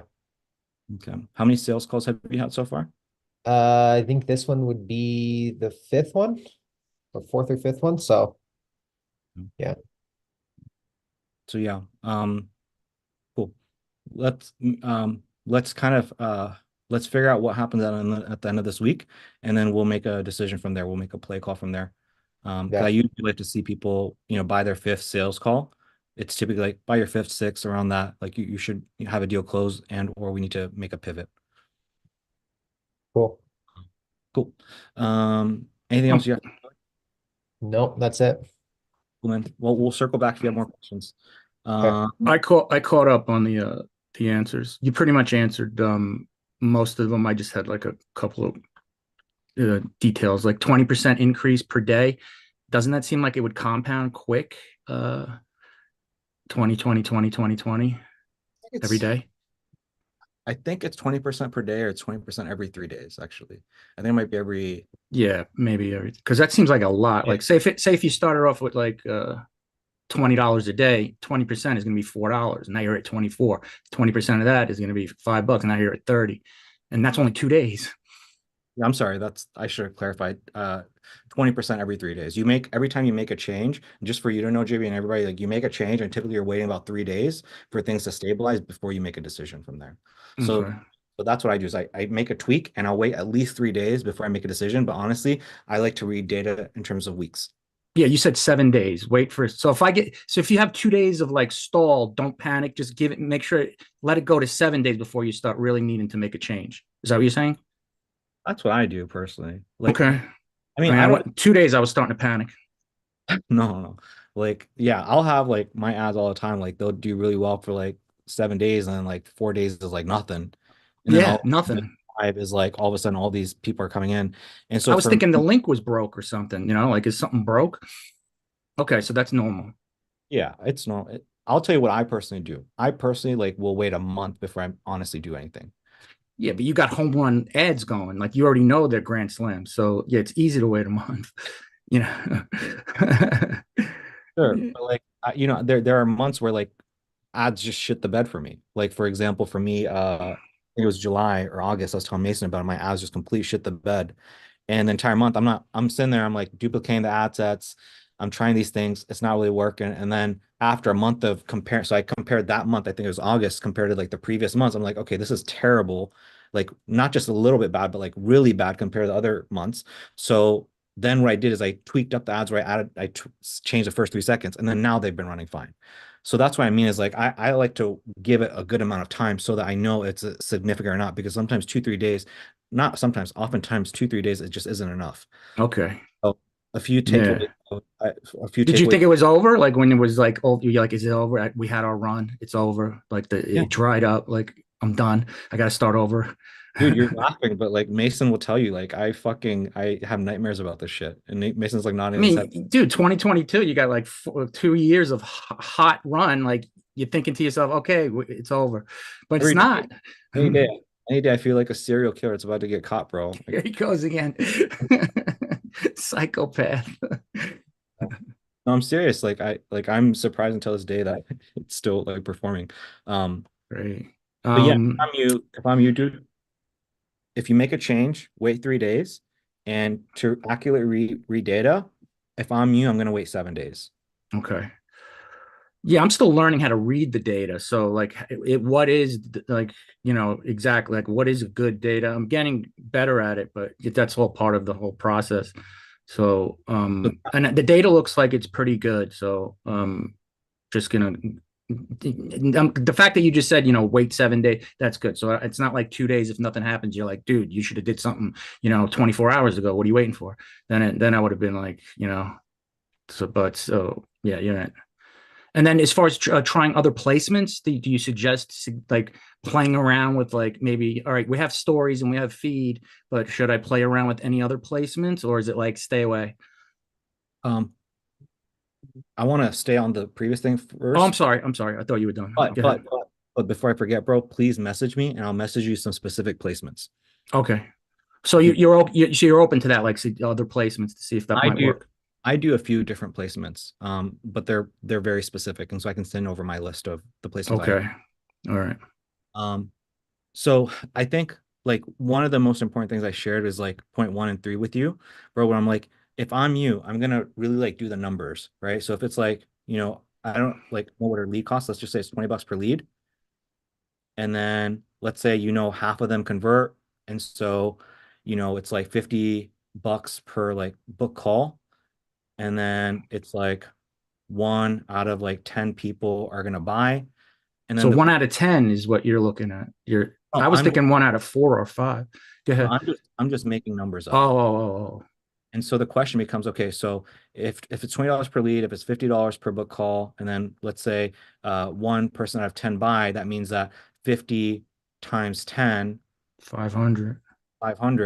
And so the question becomes, okay, so let's say she gives you how much an ad spend per month? It's covered under the $1,500 or the $2,000 payment. So I pay it. So I'm at $750 right now. So let's say you get 2K of ad spend. So that means that she's going to basically have 4 sales. And then let's say each sale is on average worth how much for her? So let's just say $3,000. So let's say 12K. That would be ideal. That would be fine with me. So, and her. And so you need to, if I'm you, JB, I'm figuring this out, because then the question becomes, okay, 12K. But that 2K eats into all my profit too. Like that's everything. Okay. Minus 2K equals 10K of profit. And so then the question becomes, okay, on average, I can expect 10K of profit to come from 2K of ad spend, which means that there's 10K left over, and I need to see at least, I don't know, 2. Let's say 2K. Okay. So what does this mean? So now she's at 8. Boom. So now this means that her charge must be 4K a month. That's got to be her investment, because the 4K is going to result and 8K for her, Right. 2K for you. And so this is what I mean is like you got to work the numbers, bro, all the way. So as I'm looking at these numbers, I'm just kind of like spitballing here, but like this is why it makes sense why the previous agency was charging 4K. Like, Right. And that's what I'm charging. I'm going to charge her if after the next contract. So 4K is what my number was too. But I expect to make her at 12K, not 8 on the 4K. yeah. So 2K. And I expect her to close 1 out of 5 or even less, 1 out of 4, I think she should be closing. I think, I don't, maybe I'm wrong. Everybody's a little bit different, man. Everybody's a little bit different. Like you expect us to close 1 out of 5. Yeah, I do. That's average, And I expect her to close 1 out of 4 because by the time they get to her, the ads in the funnel, like they should be salivating. It's like this is like a personal pleasure experience for them. It's not like a painful experience. So you're right, man. And so like the big takeaway, bro, is this is like so what we do is we have to reverse engineer. So 8K, 2K, 4K, this. And then what happens is if you go all the way back, dude, see like, okay, my cost per lead needs to be $20 in order to make these numbers work. If, for example, you go from $20 per lead, dude, to like $40 per lead, let's just say you make that small little shift, right? It's not a small shift. And here's why. You go from $20 a lead to $40 a lead. What's going to end up happening is her cost per acquisition is going to be 1K as opposed to like 500. And then all the numbers literally get cut in half. So her take home is going to be like 4K. Oh, wow. And you're going to take home 2K if you just do the numbers. So her take home becomes 4K. Your take home becomes 2K. Now she's like super pissed off. Yeah. Or what happens is she takes home 5K and then you take home 1K. That's and how then it's back the same. It's practically the same, or as the 2K 4 or the 8K 4K. So now the $20 per lead. Now I have to make sure that I either spend more money on ad budget or just get better at or the ads got to get better to keep the cost per lead down. So the way you got to be thinking about it is like at the end of the day, like all the at the very end, like how much do you want to make and how much does she want to make? You have to get crystal clear on this first. She expects to make at least 5x on her investment. So if she's paying me 4K, she's expecting to make 20. Don't think in terms of like return ad spend. Think in terms of revenue. Think in terms of numbers. Like okay, everything. So that's true. So the only way it's not about 5x, 4x, 2x. It's about how much money does she want to make? And so again, I gave you the numbers where it was her making 8K and you making 2K, and I reverse engineered the numbers. So you have to start here and be like, okay, Chantel, what do you realistically think? And where do you want to be? And then you have to reverse engineer based off of the numbers inside the course. Like, hey, I'm getting $20 leads, I'm getting $50 book calls. So you have to reverse engineer and see if the numbers are making sense. And then based off of that, you either increase or decrease ad spend to ensure she's happy and you're happy. Let's just say she had 7 calls this weekend and let's just say she closed 1. I'm not sure if she did or not. So now that would mean she has two closes out of the 2K that she spent, which includes the videos that she got. So like the next round wouldn't be videos, but in other words, she spent 2K and she's already closed 2 and we're only halfway through the month. And let's just say that's 3,000 per session. That's 6K she's at. So she should be right on pace. And to justify the 2K, 4K. So are you saying that she already closed 2? Because I know I'm saying she had 7 calls. I'm expecting her to close 1. And I don't know if she did yet. I would like to see her close 2, but let's just say I think she should have closed 1 out of those 7. So then that would give her 2 so far for the month, and we're halfway through the month, so we would be right on pace. I'm in $750 spent on ads, so it's kind of like I pretty much will end up spending the entire budget, like whatever she paid me, I'll end up spending it all just to get her the results. Like we talked about, you said keep 500 for yourself, but I'm kind of like just get her the results so she resigns, so I can get her on a 4K contract. Yeah, that's not a bad move. So yeah, I mean, if the numbers, Mason likes that. I see his hand. No, I actually have something really important that I wanted to say, but I'll let you guys kind of continue, and then I think there's something. I mean, I saw you put the hand up, and I know you like to do, like, you're the one who influenced me to do that. So, I think it's really important to understand like the numbers and which ones you really need to focus on in order to get the biggest ROI, right? So for example, you could see how dramatic it is when your cost per lead goes from $20 to $40. But the way that I look at it is the better you are at, if you're looking at it linear, like Kashik, can you draw like a horizontal line really quick? And then on the left side, can you put ad? And then on the right side, can you put like sales call? So personally, like I, if you in it, for example, like the middle would be like a discovery call or like, your follow-ups, et cetera, right? So what I'm getting at here is the main thing that I focus on is on the right side of this. Because if you can get your conversion rate better on the right side of this graph, this side of the equation, dude, it doesn't matter if your cost per lead is $20 or $40, right? The thing is, in terms of advertising, your cost per lead it's always going to go up. It's always going to go up no matter what. And that's something you, unfortunately, like you can't change, but it's something that you can kind of manage, right? So if you're saying, okay, my cost per lead is always somewhere around $20, like it's okay if it's 25, it's okay if it's 15, right? Obviously, if it's 40, it's dramatic, but at the end of the day, it's not going to matter if and only if your right side of the equation is so dialed in that it just doesn't fucking matter, right? So for example, if my closing rate is just 20%, but if I can get it to a 50%, dude, I don't give a rat's ass if my cost per lead doubles overnight. Like I just don't care, right? So I think if anything, JB, my main focus, if I were you and I was put in your shoes and you're getting her 7 calls, that if she can get her closing rate up 10, 20, 30%, you can chill. And at the end of the day, if you can help her do that and you sign more clients, who cares what your cost per lead is for all of these people? Absolutely. If you have the right side of the equation, again, I think that's the most important. And that's why when we say at the beginning of the onboarding, like skills aren't weighted equally, guys. And if Right. you can master the skill of sales, it's like, bro, you can suck ass at marketing, you can suck at advertising, but if you can sell things, like you're going to be fine. Yeah. So Right, I so, think if yeah. anything, like get with her and really start to work on that right side of the equation because So what you have is yeah. awesome. Work with her on improving her closing, listen to her sales calls, recordings, go over things, find things that she needs to fine tune or tweak. And if And that's only necessary, going to help offer you to, because that's yeah. only going to help you because if she's closing more, that means you don't have to get her as many calls. If she's closing more, she's going to be happy and you're going to be able to charge her more. And if I give her if I give her good critique coaching and it works, she's gonna be like, wow, this guy, he told me to do this and it worked, and now I'm closing. It's like his Exactly. value is definitely It's worth like, having. remember Yeah. in the beginning of the conversation, we were like, oh, dude, it's been 2 days and like I'm starting to freak out. Yeah. You'll never have to freak out again. And that's Right. the main reason as well is like Koshik is fine as well. It's like, dude, Koshik, if you're I don't know how your cost per lead is, but if it doubled overnight, would you be chilling? Yeah. There you go. So really quick, just to piggyback off what Mason's saying. There's a video I saw, I remember a while ago with Dan Henry. And at the time, Dan Henry was selling a course like $997. He had hit literally $1 million a month. This was back in the day, 2017 or something. He meets Alex Hormozi behind stage. He says at this point, like Dan Henry's cost per acquisition is rising. He's getting to a point where his cost per acquisition is like freaking $900, selling $1,000 thing. He's literally got some months where he's breaking even, losing money. So on paper, you make $1 million, but on cash, you're broke as fuck. And so he gets backstage. He has a conversation with Hormozi. He says, "Hormozi, bro, like, what's your cost per lead?" He's like, "I don't fucking know." He's like, "What do you mean you don't fucking know?" He's like, "Yeah, bro, like I sell some shit for like 36 grand.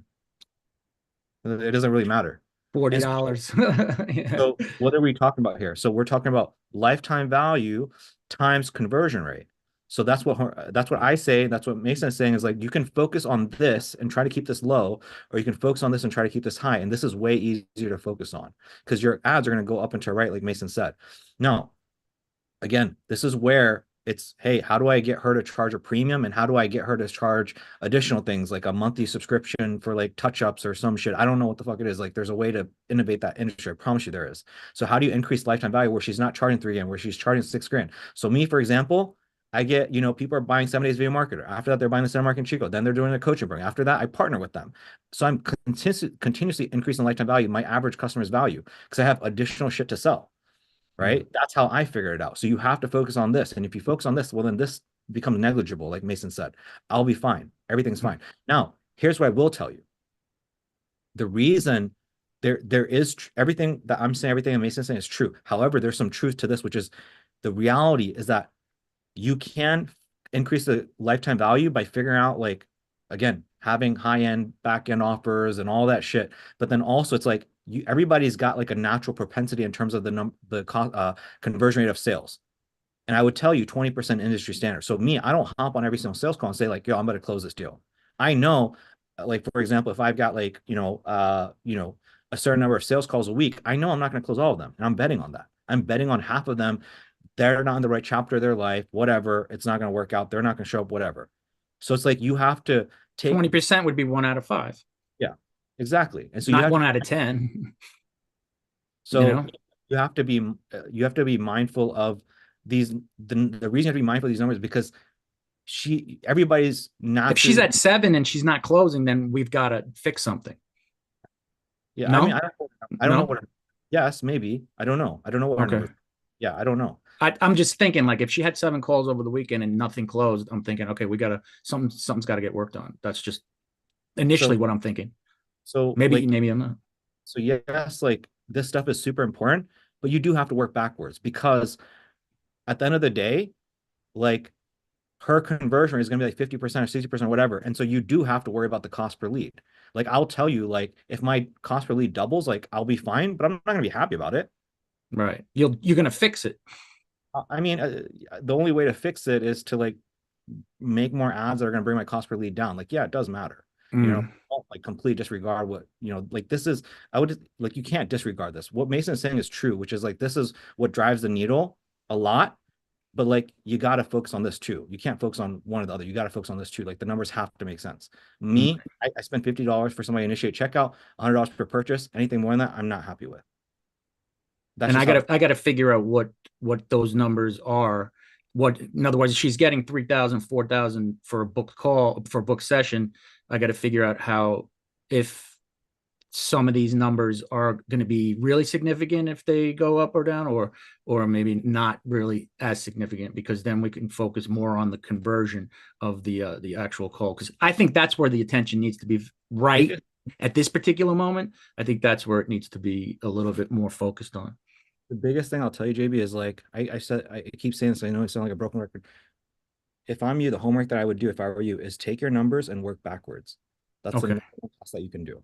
Because right now you're saying 5x, 2x, none of that shit matters. The only thing that matters is she wants 10K, she wants 12K, she wants whatever K, and then you want your number, and you have to reverse engineer how much ad spend is required to generate that. So me, for example, I know how much I spend every month. Like I spend a certain amount every single month because I am personally in a place in my business where I'm looking for one person every other week. And you've probably seen that the last 3 months you've been here. One person joins every other week. Like because I spend a certain amount on ads. I know my numbers. But you have all this history. So this is our first 2 weeks, first month. So I don't really have a gauge yet. So I guess once 30 days goes by and she closes either 2, 4, then I'll know what it's going to take to get the same exact numbers or double those numbers, and then double the effort, double the output. You're not realistically going to know for like 6 months, bro. Okay. So then I'm just still trying to just get to those averages and figure out how much ad spend's going to get us X amount of bookings. You're using theory. You're saying, hey, she wants 8K. I want 2K. How much? I want 4K, by the way. Okay. I want 4K. 4K of that, let's say 2K ad spend. Right. So like, how do I reverse engineer that? What does my cost per lead need to be? What is my conversion rate? Right. You need to figure out. And it's going to take a couple of months to figure out. It's going to take you a few months to know for sure. What you want to do is you want to have like a hypothesis, not a hypothesis, but you want to draw out certain numbers here and be like, hey, Chantel. Chantel. Chantay. And so you have to kind of have like an idea of like, hey, Miss Jane Doe, we need to hit these numbers for us to be in a place where you're at 8K and I hit my number. We need to spend X amount of dollars in ads, and this needs to be our conversion rate at each stage in order for us to hit these numbers. That's what has to happen. Yeah. And if she gets 4 this month, it'll be easy for me to tell her, all right, well, you got 4. Do you want another 4? Do you want to do 8? So if we're going to do 8, then naturally we're just going to double the output. That's just to simplify it for her. So she sees, okay, well, I got 4 bookings. This is what I spent. If I want 8, I'm probably going to have to double my spend, right? And then as the months go by, I'll really start fine tuning it, as long as I can just, get her re-signed and all that stuff. What happened, just really quick, JB, is like her, let's say her cost per lead was $20 per lead. What ended up happening, bro, I'm telling you right now, is it slowly crept up to $30 per lead and then like $40 per lead. I think it's at That's 16 right now, so it's gonna hit that. It's gonna hit 20 soon. And then what happens when you go from $20 per lead to $40 per lead, all your numbers get cut in half. This is literally what happened in her business. I'm telling you right now, this is what happened. Yes. So yeah, it's you So getting then if that happens, then I gotta address the left side. yeah. And the only way to Okay. fix the left side, again, this is not for you to worry about right now. The only way to address this is to build a brand new different type of funnel with a new offer. Oh, so build a whole new funnel.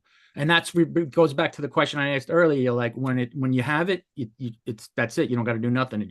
It's there forever. But it's not. Like you got to build a new thing, a refresh thing, a new offer, a new system. Exactly. So for me, for example, I built a webinar funnel. I ran that for like 5-6 years to the ground. Now I use a low ticket funnel. It'll probably work for a few years, then I'll build 5-6 years is a nice run. Yeah. Yeah, I'm not complaining about it. And so what I'm trying So to this say, is down the road, like you said, down the road, I would have to build out this thing. Okay. or another way to think about this is you're going to run this funnel and you're going to have the client stay on with you for an average of 6 months until it stops being profitable. And then you got to get the next client that you're going to run for 6 months.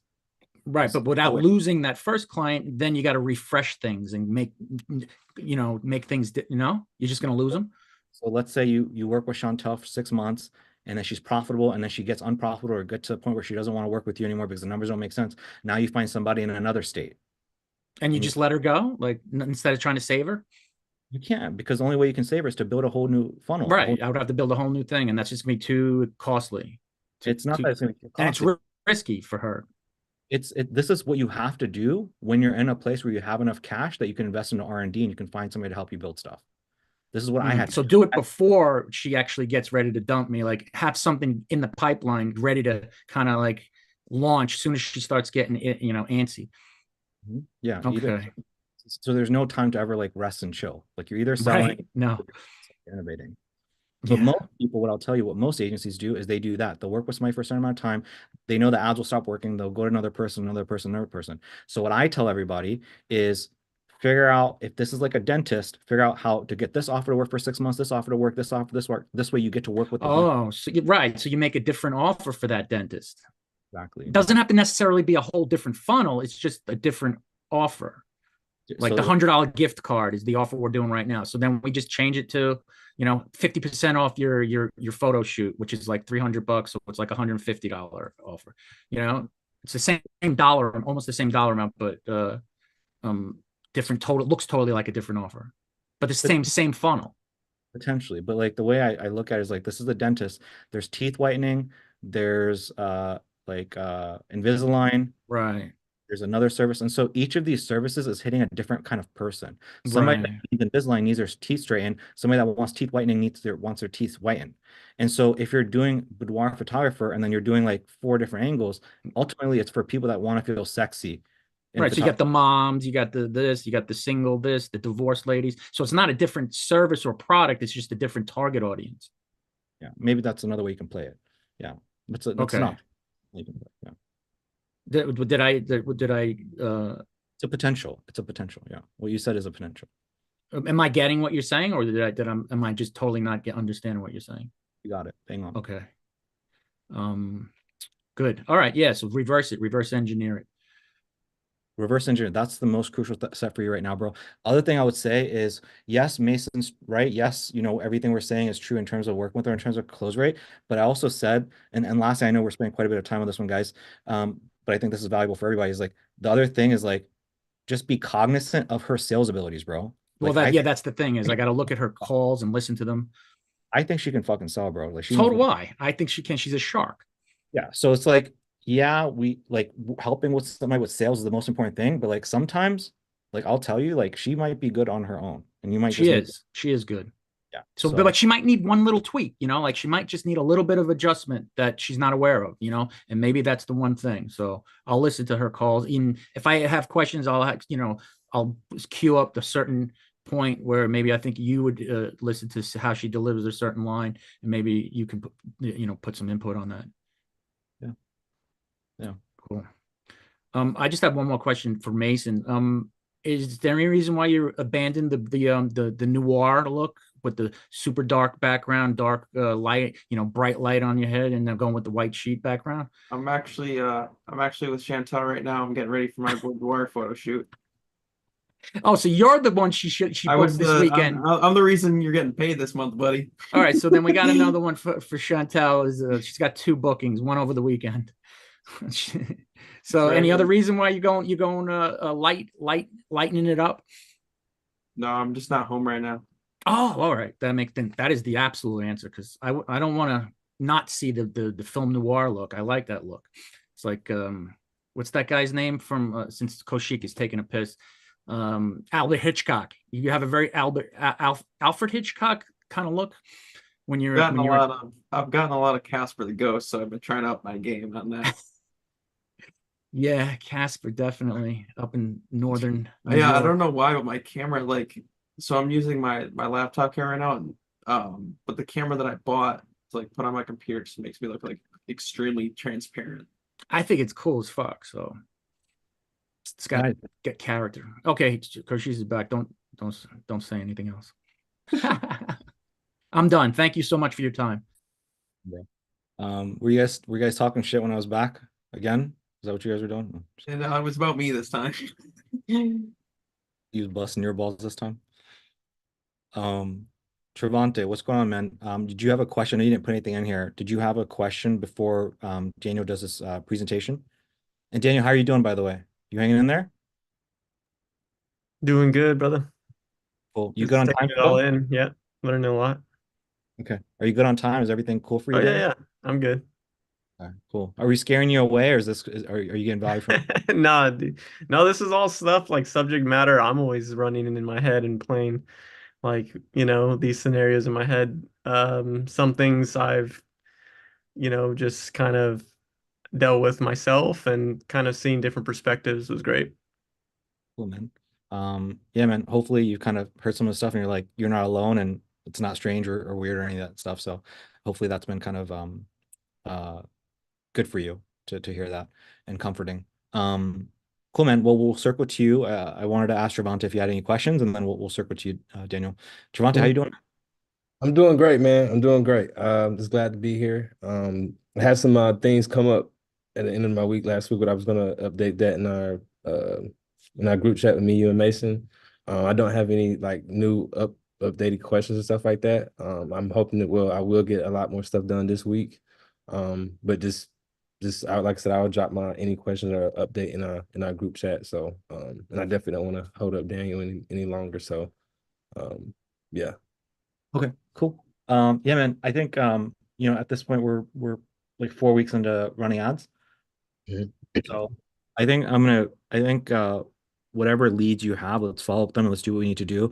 But I do, just for the sake of time, and I don't know if you heard what I said to Tony and Adam and Aman earlier on the conversation. Were you there when I was kind of explaining Aman's situation?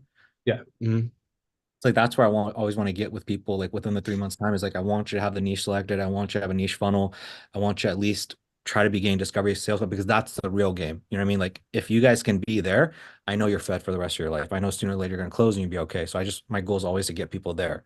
So I think what I'd like to do, Trevante, is let's do what we need to do in terms of 6-week sales funnel. But I want to get you material in terms of getting the ball rolling in that. This way we can at least get that wrapped up within the 3 months time, bro. I think that would be good for you. I definitely appreciate that. Please do. Yeah, cool.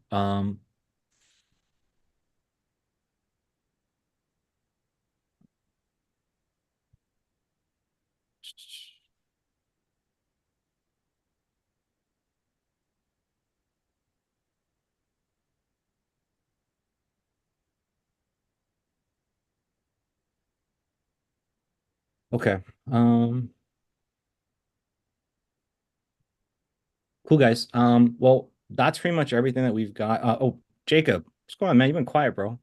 Yeah, no, I've just been taking it all in. I've taken a lot more notes today. I don't know if it's because I'm 2 weeks in and a little salty now that I've had people show me that the information's hitting me a little different. But definitely week 1, it was like, man, I'm great at this. I got leads coming in. I'm booking discovery calls. Those are moving to sales calls. week 2, nobody shows up for the sales calls. So now I'm just kind of learning that it's, it's a lot harder out here than it looked on the surface. So I'm Yeah. taking it all in. I don't want you to go all the way back into it because we spent a lot of time on it. I would like to request a detailed breakdown of that reverse engineering process. Brand new to just marketing in general when I hopped in here. And I would like to have a much deeper understanding of that reverse engineering of the numbers process, just so I can work it out on my end for my prospects. But that's pretty much all I got. Yeah. So like I'll obviously like this call's being recorded, so you can kind of go back to that specific part. Yeah. There's a few things I'll say is like for the phase that you're in right now, I would say you don't need to worry about. Again, I love the genuine curiosity. I love that. Like that's what's going to drive you guys, like the people that are genuinely curious. So that I love. But also like if you try to learn too much about it, it might distract you from what you have to focus on right now. So here's what you need to know. Did you hear the part where I was talking about 10xing with Billy? Were you Yeah, I here? wrote that down. That's amazing. Yeah, So great rule of thumb. Yeah. yeah, just use that for your future calls for Okay. now, stage that you're at.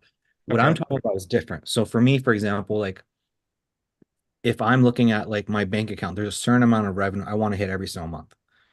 Okay. So for me, it's like I have to certain amount of ads for my funnel. The way it is I have a certain amount of ads for that results in a certain amount of initiate checkouts, result in a certain amount of purchases, results in a certain amount of people that purchase our coaching program. And then from there, it's like you have other affiliate deals, softwares, all the other stuff. And then we have a certain amount of partners that we partner with. And then I have a certain amount of revenue that goes to my bank account. So for me, it's like I have reverse engineer and I figured out all my numbers so that I know how much I need to spend on ads to hit my revenue number every single month. And so this will make more sense to you as time progresses. So for example, this will make sense once you say, hey, look, I want to make, for example, let's just say I want to make 2K a month and I want my average lifetime value to be 6K or let's say 8K. So if you want to make 2K per month, then you're going to need to make your client at least 8K, I would say, on average. And I'm talking about profit. Because we typically want to charge about 20%, typically. Not a hard, fast rule, but 2K. So let's say Just somewhere to start. Yeah, I got you. 20% is a good starting point. So let's say, so what does this mean? So you have, that means that for 1, 2, 3, 4 months, you're making 2K, 2K, 2K, and your client is making 8K, 8K. Maybe they come down to 7K this month, and then maybe they come down to 6.5K, and then they're like, screw you, I'm pissed off. I'm gonna fire you. And I'm gonna go do my own thing. So it's like you kind of play the game knowing this is what you're trying to do. You're reverse engineering. You're saying, hey, look, this is what I'm gonna do. So this basically means you have to have a certain amount of ad spend to generate the 8K in profit for them. So it's all about reverse engineering this game. Yeah, no, that makes a lot more sense. Like I know I can keep a client on an average of 4 months for your example there, so I need to get 2K out of them every month profit to hit the numbers I want to hit. Yeah. Cool. And the only way you get to this level, man, is like it's really about 6 months Yeah. within your specific niche. So that's why Right. I'm saying it's like, it's not even something that's worth worrying about too much. And so what we tell you guys to do is like meet with like a niche expert, once you guys get to that next stage. So for example, Jorge, he's not on this call right now, but I'll tell you, for example, Jorge, all right, real life example. Jorge, we met with a niche expert. Niche expert is doing about 300K a year, keeps maybe 250K. And this guy, 250K comes from an average LTV of like 5 months. Okay. So 5 months, he keeps the average client on, and that's how he's at 250K per month profit. And what we can find is that he generates leads for about $6 for his client. So if he's generating leads for about $6 for his client, the way the numbers work out is the client is happy enough and making enough profit that they're able to staying with him on average for 5 months, where he's basically bringing in 250K. And Jorge right now with his strategy, he's paying $20 per lead. So what does that tell you? Huge difference. So basically, if all numbers are the same, then we can basically divide 250 by like 3. And that's how much he stands to profit, just based off of just the way the numbers are going. Okay, I see it now. All right, I got you. And so what Jorge needs to do is he needs to figure out, okay, let me get my lead cost down to $6. Let me change my ad strategy for my clients. And if I do, they're going to stay with me on average of 5 months, and I'm going to be able And I to can charge. get 250. Yep. Got it. Yep. Okay. I see why I don't need to worry about that right now, though. That makes more sense. Yeah. That So, but yeah, guys, any more questions?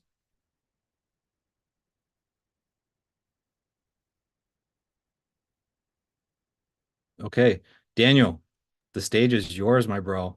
If you wanna hop in, bro, and share like like maybe tell the guys a little bit about yourself, how we met. I think me and you met like it was a guys. Okay, so here's how me and Daniel met. Can I tell? Do you remember? Yeah, go for it. Okay, so what's really cool about Daniel is some of you guys are inside of the FTF group. So Aman, um, Mason, I think Jacob, are you from FTF or no? No. Okay. No, that's not me. No. So, oh, Billy, you're okay. So if you go inside FTF and you type in Koshik, you got a bunch of weird people saying a bunch of weird shit. And so there was a time where, What's FTF? Is that full-time filmmaker or something? Yeah. Okay. Yeah. So if you go in FTF, there was like this is back in the day, some guy, there were a bunch of comments asking about like our ads and stuff like that. And there's this guy that came in, and I forget what the issue was. I think he came in, he purchased a product, and he wanted a refund like right away. And our refund, as everybody knows here, is results based. So if you launch our funnel, launch our ads, and if the results, you don't get results, well, then we'll give you a refund. But if you hop in, just ask for a refund within like 15 minutes, like you don't get a refund. And so he went inside the full-time filmmaker Facebook group, and I think he posted something saying like, hey, bought this thing. This guy's not giving me a refund. Fucking scam. What do you guys think? And so Daniel, being the dope person he is, and standing behind his community, he reaches out to me. He's like, yo, fuck you, bro.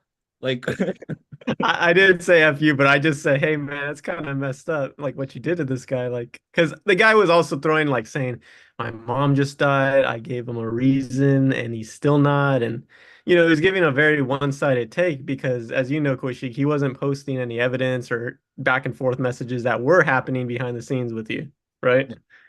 So he was just doing text. Yeah, and so and I get it, and I get where he's came from. And like what's interesting is like I had a bunch of people like message me and DM me like, yo, bro, people are blowing up in FTF, bro. You're getting shit on. And, and so Daniel sends me this message, and I'm like, oh shit. And then I'm like, I don't know what it was. I don't know exactly how the conversation got this way, but I was like, yeah, no, we're definitely not scamming people, and it's definitely an extremely valuable program. In fact, man, here's would you do me a favor? Daniel's like, yeah, he's open-minded. I'm like, how about this? What if I give you access to the program? You go through it, and if you think it's of value, why don't you go inside FTF and then take care of all this, like not take care of all the content, but like respond to them and let them know you have access to it and what your genuine thoughts are. And so Daniel took me up on that offer. That was a very long time ago, and here we are where he's like generating like 50 bands for his dentist client and here to share that with us. So I don't know if I got that story completely right. No, or you're like 90% there. It is even to the point where you sent me screen grabs of you actually reaching out to him to give him that refund. I think the only thing you asked was, could you just fill out this like quick little thing and you'll get it, and he just ghosted you, and then he did the kind of slander.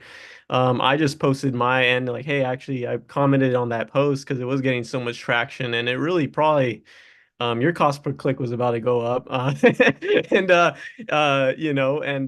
just sent, hey, I actually talked to Koshik. I actually, believe more of this post than anything, and I actually talked to him, and I just wanted to showcase his side for people to make more of a educated kind of whatever. And he just took down the whole post. He literally just, because I put the screen grabs of you talking to him, and he just took it all down. So I think that said a lot about how some people just go through it, right? I mean, I don't know what was going on through him, but was it on Reddit too? Legit. Was this on Reddit or just inside the just full-time filmmaker? It just inside one of those hot flame posts for the day type of things. But no, when Koshik and I spoke and actually saw that he actually was trying to help this guy, and then I also saw that he was legit in what he talked about in terms of marketing and stuff. I knew he was the real deal, and I was a converted hater from that point forward.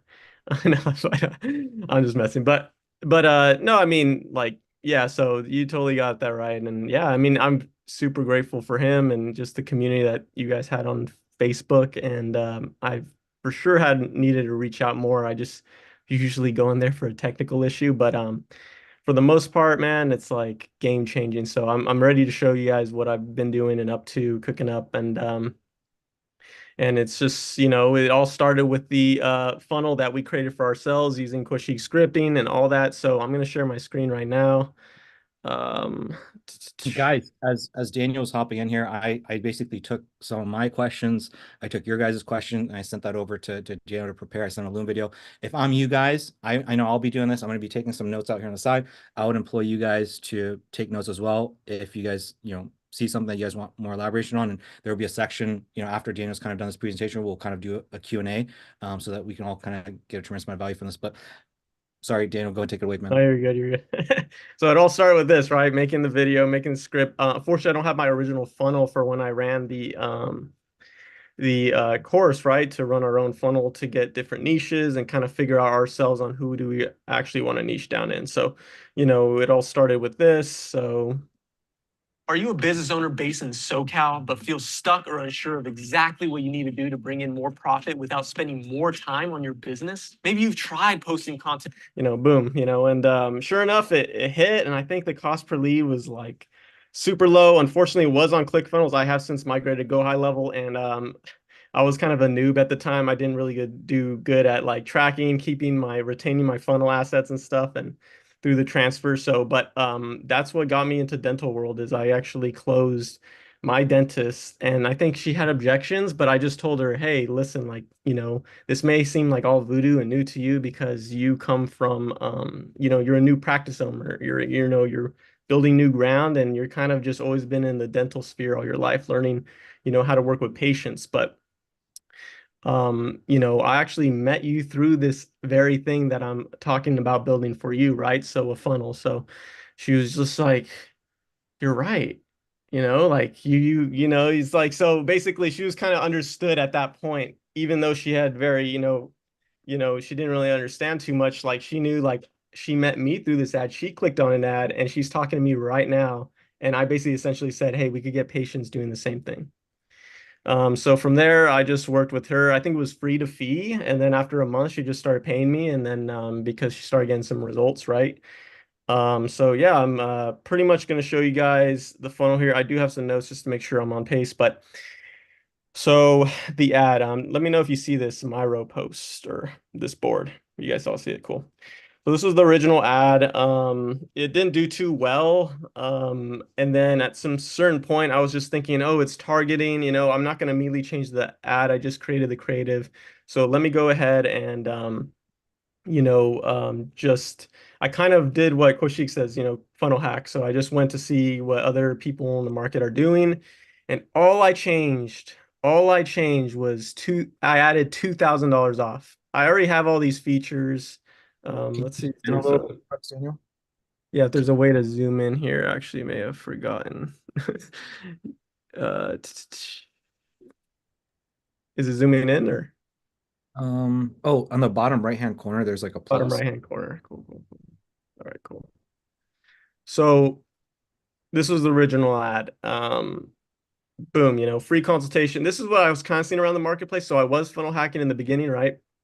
And this was coming off, there's a, in Koshik's course, the CMCC, there's an actual dental kind of, rundown. So I definitely took a lot of inspiration from that, but you'll see I really tweaked, funneled it down so it can work in my market, and which is like the LA market for this dentist, right? So this was the ad that was working for him. It didn't really necessarily work for me. So I was changing some targeting. It wasn't really working. All I added was $2,000 off Invisalign. And boom, so I think you were talking about that before. I forgot with who, but you don't have to go and break down and change the whole offer. You can just be as simple as a little headline, and it can change your whole world. It can change the game for your client and yourself just from 3 words and a plus sign. Literally took this ad to new heights. So, but yeah, basically, from the broad scope, It's basically top of funnel ad. They click right on Facebook or IG, and then they click, they get sent to the landing page. I'm going to show you guys all this too, but they fill out the info, they go to a thank you page, it activates a go high level automation just to kind of nurture saying, hey, has anyone from the front desk, talked to you about your offer you claim, right? And then what usually happens is either they'll call, but more times out 9 times out of 10, it's front desk following up. And I also supply an appointment setting script and kind of get training on that. So does that all kind of make sense so far? Sweet. So yeah, so let's go into the actual ads here. Give me 1 second, I'm moving this around. So yeah, I can go back in time and stuff. I guess I'll show you guys kind of what's working now, if that's more pertinent. So what's working now, let me go and open up this ad set here. So we still use that offer, but for some reason with that offer, right? Let's go to edit here. So you can see some of the results here actually. We only spent $619 in January and she got 177 clicks. She's got 34 leads. We got the cost per lead to $18. If we go to maximum here, you can kind of see we were at a point where the cost per lead was like 144.92, 111. Like you can see the beginning of the journey, right? But now we're at a place, if we put, let's go put last 30. The only reason I'm putting January 1st to the 31st here is she is on a pause right now because she's on maternity leave. She just can't handle intaking clients at the moment, or patients, sorry. So she is going to be set to renew when she gets back off from maternity. So February, she's basically got on pause so she can have a kid. January is where we were last kind of off and getting good results. So let me make sure I move that. But yeah, so that's where we're at with that, 619. She does say she wants to increase ad spend when she gets back because she is seeing great results. The ads that are working are right here. Yeah, right here. We see right here. So eventually, that original ad here on Miro was working, and then it kind of had ad fatigue. So we changed it to this and it just started pumping again. We don't know why, but I felt like every time you change the demographic or the race of the person, at least for dental ads, seems to trigger like different type of metrics. So we found predominantly in North Hollywood area, this ad really hits. And then we were just running that for a while. It did get some fatigue, but actually kick-started back. But I did recommend to her, and you guys kind of talked about this earlier, but I just said, hey, like we're seeing some fatigue. This is the reasons why. This is normal. At some point, some ads do fatigue. Some people say, and I said it this way, and it really clicked with her. I said, those Cheerios commercials from back in the day, or those Captain Crunch commercials from like 2004, they were like big hits and you could still like remember a little bit of them. Like there's a reason they don't run them right now. And they were great ads. The reason they don't run them is because at some point people just are sick of seeing them. So we need to change it up, right? We need to change it up, get people refreshed and get, reinvigorated with some new ads. So I told her, let's go do a video batch shoot. And we did, we made some new video content, right? So this one here, and I probably pull this up on my Mac easier. So give me 1 second here, but this is one of the winning ads here. Hey Daniel, I had a super quick question while you're pulling that up. Yeah. In terms of your targeting, were you having more success going broad or were you actually putting interest in there, if you don't mind me asking? Oh yeah. So let's go into that set right now since you are bringing that up. We can go into like the internal campaign ad set and ad inside so all the different settings as well as the copy from the ad. Cool. Is this good?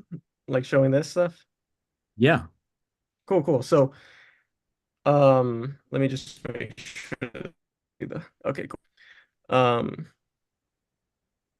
Because they're on pause at that moment, so it does kind of look weird. But so yeah, basically, I found kind of like a wide plethora.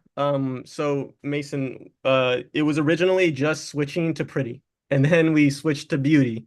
And those singles kind of really work really well. At a certain point, they we just started stacking from there just to see what would happen, and we saw better results.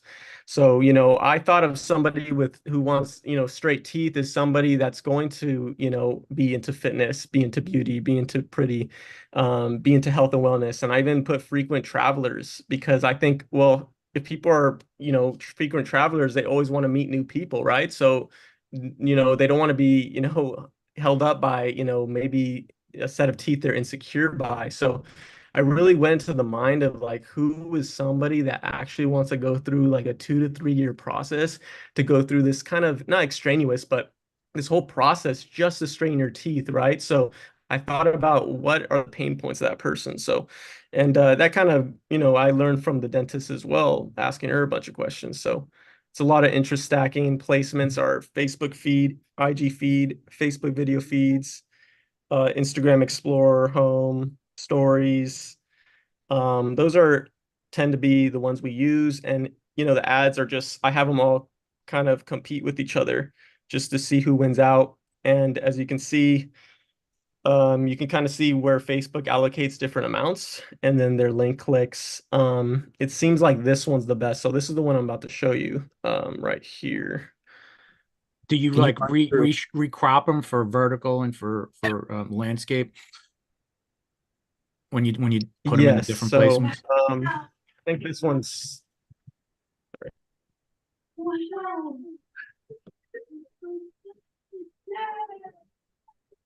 Wow, I can't believe they waited. Smile forever now. Yes, you are. Yes, girl. Wow. Yay. So cute. Nice. So it's very similar to the one that's inside the case studies then. Yeah, so that actually is doing the best right now. So very similar to the case study, and that was actually my girlfriend. We just threw her on the seat. She just finished Invisalign too, so she didn't feel like a fraud, and threw her in there. Sure. And the dentist was like, "Oh hell yeah!" It's short, no music. It's Uh, nothing crazy. It's just organic, I Yeah, there was guess. a little music, but you may not catch it through Zoom. But yeah, it was just really short, sweet, to the point. There's other ads working in here too, which is great. We were using the picture just for the meantime. She was a little cheap in the beginning. She was a new practice owner, so she was actually literally leveling the ground. She's putting in a lot of debt, but she also knew, she's like, Daniel, I literally don't have any marketing in place. So definitely when this place opens up, I need you, so she pays now, but now she's even increasing ad spend, which is something that she would never thought she'd do. She just wanted to kind of be low budget, but she's seen results. So, Daniel, really quick. Yeah. Really, really quick. And this is for, some of the guys, Billy, and some of you guys that mentioned something along the lines of, hey, we don't have budget. Hey, XYZ. And so this is a prime case of Daniel's hopping in here and taking somebody that's a brand new business owner and getting the results. And then not only just getting the results, getting them to pay him and then even increase ad spend. So remember, what was I talking about? I said ability versus willingness. She's not willing. Right. So it goes back to like when people say things like, oh, I don't have the money or this or that. It's not true. We make them, we're good enough to make them enough money to pay us. And so sometimes this is why I always lead with the thing of like, hey, lead with the profit share deal or lead with a free to fee if you need to, because this kind of stuff, amazing things like this can happen if you just know how to, get people results. Really quick, Daniel, before I forget, can we see the copy from the ad and then copy? Yeah, for sure. We'll just pull this one. They're all the same copy. So I'll pull it up here. Hopefully you can see well. Right here. I don't know if there's a way to zoom on. That's fine. We can see it. You can see it. Yep. There's only some small variations on the other ones, like some header stuff. Like one will be want straight teeth without the hassle of bulky metal braces. One will be the perfect time to unlock your dream smile is here. It really is. That's the only change. Everything else is the same. Gotcha. And these are just regular ad set. It's not a dynamic creative or anything like that, or not aware of. I think it is manual. I have experimented with both. I think, manual placements and then also manual targeting. No, I don't think it's on Advantage. No, it may be on Advantage because it says switch to original audience options. So, but yeah, I mean, I've experimented with both and they're kind of similar results, but. And you're optimizing for lead, it looks like. Yeah, optimize for lead. Pretty much, yeah, have them all. It's just, $600 a month her ad spend budget. So hopefully when she comes back in March, we can bump that up to 1,000 using these same ads. Obviously some time since the pause, so we'll see if they still work. But I think there's a good chance they do. There's just a lot of variables. I'm learning through this. Like, I kind of got, I wouldn't say lazy, but there was like a old winner. We stuck to one ad and we only like made variables, duplicate assets for different targeting and see which one wins out there. But honestly, the real thing that changed my whole mind is like get batch, like knock out 3 or 4 hour shoot, get a bunch of photos, videos, just because there's a lot of ads that we ran besides these that just were flunks, and I thought they were going to hit and they didn't. And then something as simple as some of these ads end up being the winners. So I think having a wide array of different assets to use and also just test is like a huge part of it. So I think a willingness to fail, which I didn't have in the beginning. I just wanted to run one thing, and if it was working decent, I'm just going to change the targeting and stuff. But actively trying to make a bunch of content, being like saying, hey, if some of these fail, even though I put tons of time into editing or I paid an editor, like that's just part of the game. And you're actually going to find that, one's probably going to just take off and change everything. So, Daniel, really yeah, hope big that all takeaway. makes sense so far. Big takeaway. Adam, Tony, remember what I said earlier where I said, hey, it's all about like the 30 thing in 30 days or whatever, right? That's the main offer. And then you just have a bunch of variations. Literally, this is a testament of that. His main thing is $2,000 off for Invisalign. That's the main thing, right? So everything circles around that. Every single creative, whether it's a video, a photo, an African American, somebody that's Caucasian, it doesn't matter. That's the one variable that we're changing. So hopefully that's kind of coming full circle for you guys, Tony and Adam. This is what I was specifically talking about. Other thing I'm just curious about is I can see that you have so many different ad sets. I'm curious what's going on there. I can tell by some of like the wording you're testing out like maybe different age ranges. What's going on there in terms of like having so many different ad So sets? yeah, I changed. Yeah, so I could put maximum just so you can see different metrics from over time. But some of them we only ran for like a little bit. Some we ran for obviously way longer if they're gonna be doing these type of numbers with click-through rates at this percentage and all that. But I'm testing different things. Like I tried some holiday copy, so I could go even back down, but different ages. Some are just like I'll say broadened. If I go into here, the change could be simple as like just pretty and beauty. I knew those were the OG winners, but we found like they weren't doing as great, so I just stacked them with new ones. So I'm always What changing targeting too.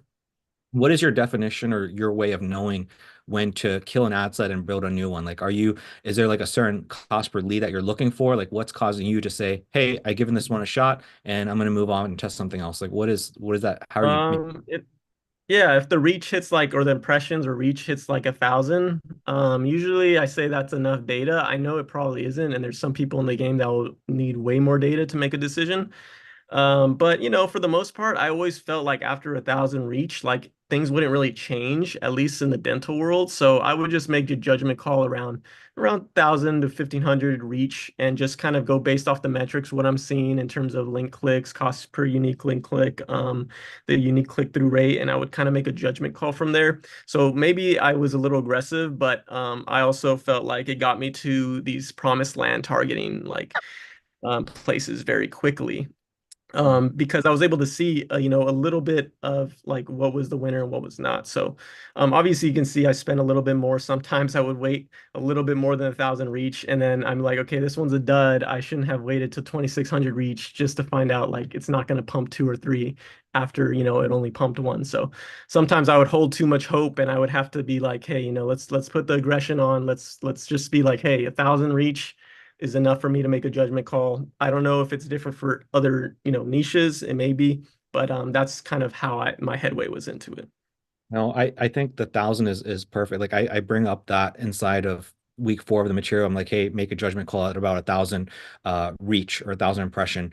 The one thing, if I was you, just kind of I'm hearing your verbiage is very similar to kind of what I said to JB is like having your number and being very concrete with it. Like, okay, so $20 per lead is gonna, if we work the numbers all the way through the funnel, the conversion rate and all that stuff, they're going to be at X number of revenue and they're therefore going to be happy and we're going to continue.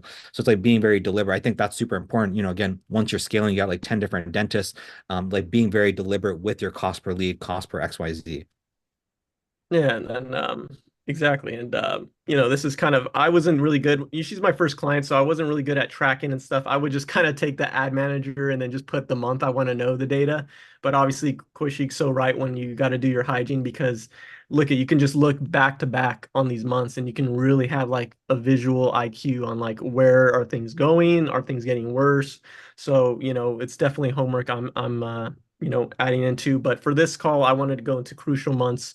At least we can have that. But you know, it's like that one dent or that one original ad here was in these months in 2023. So you can see, you know, the link clicks, the CPM here. You guys, I'll show you next year's right now. Billy and Jacob, as you guys can see down there on the ROAS, remember what I said, the magic metric of 10? Look at the ROAS there. It's about 10. So, and then 2024, we're in a place where she actually got more leads than ever, but she also got the least amount of closes, which was funny. But I think it has something to do with she was going through a lot with her pregnancy, like some kind of how you would say complications.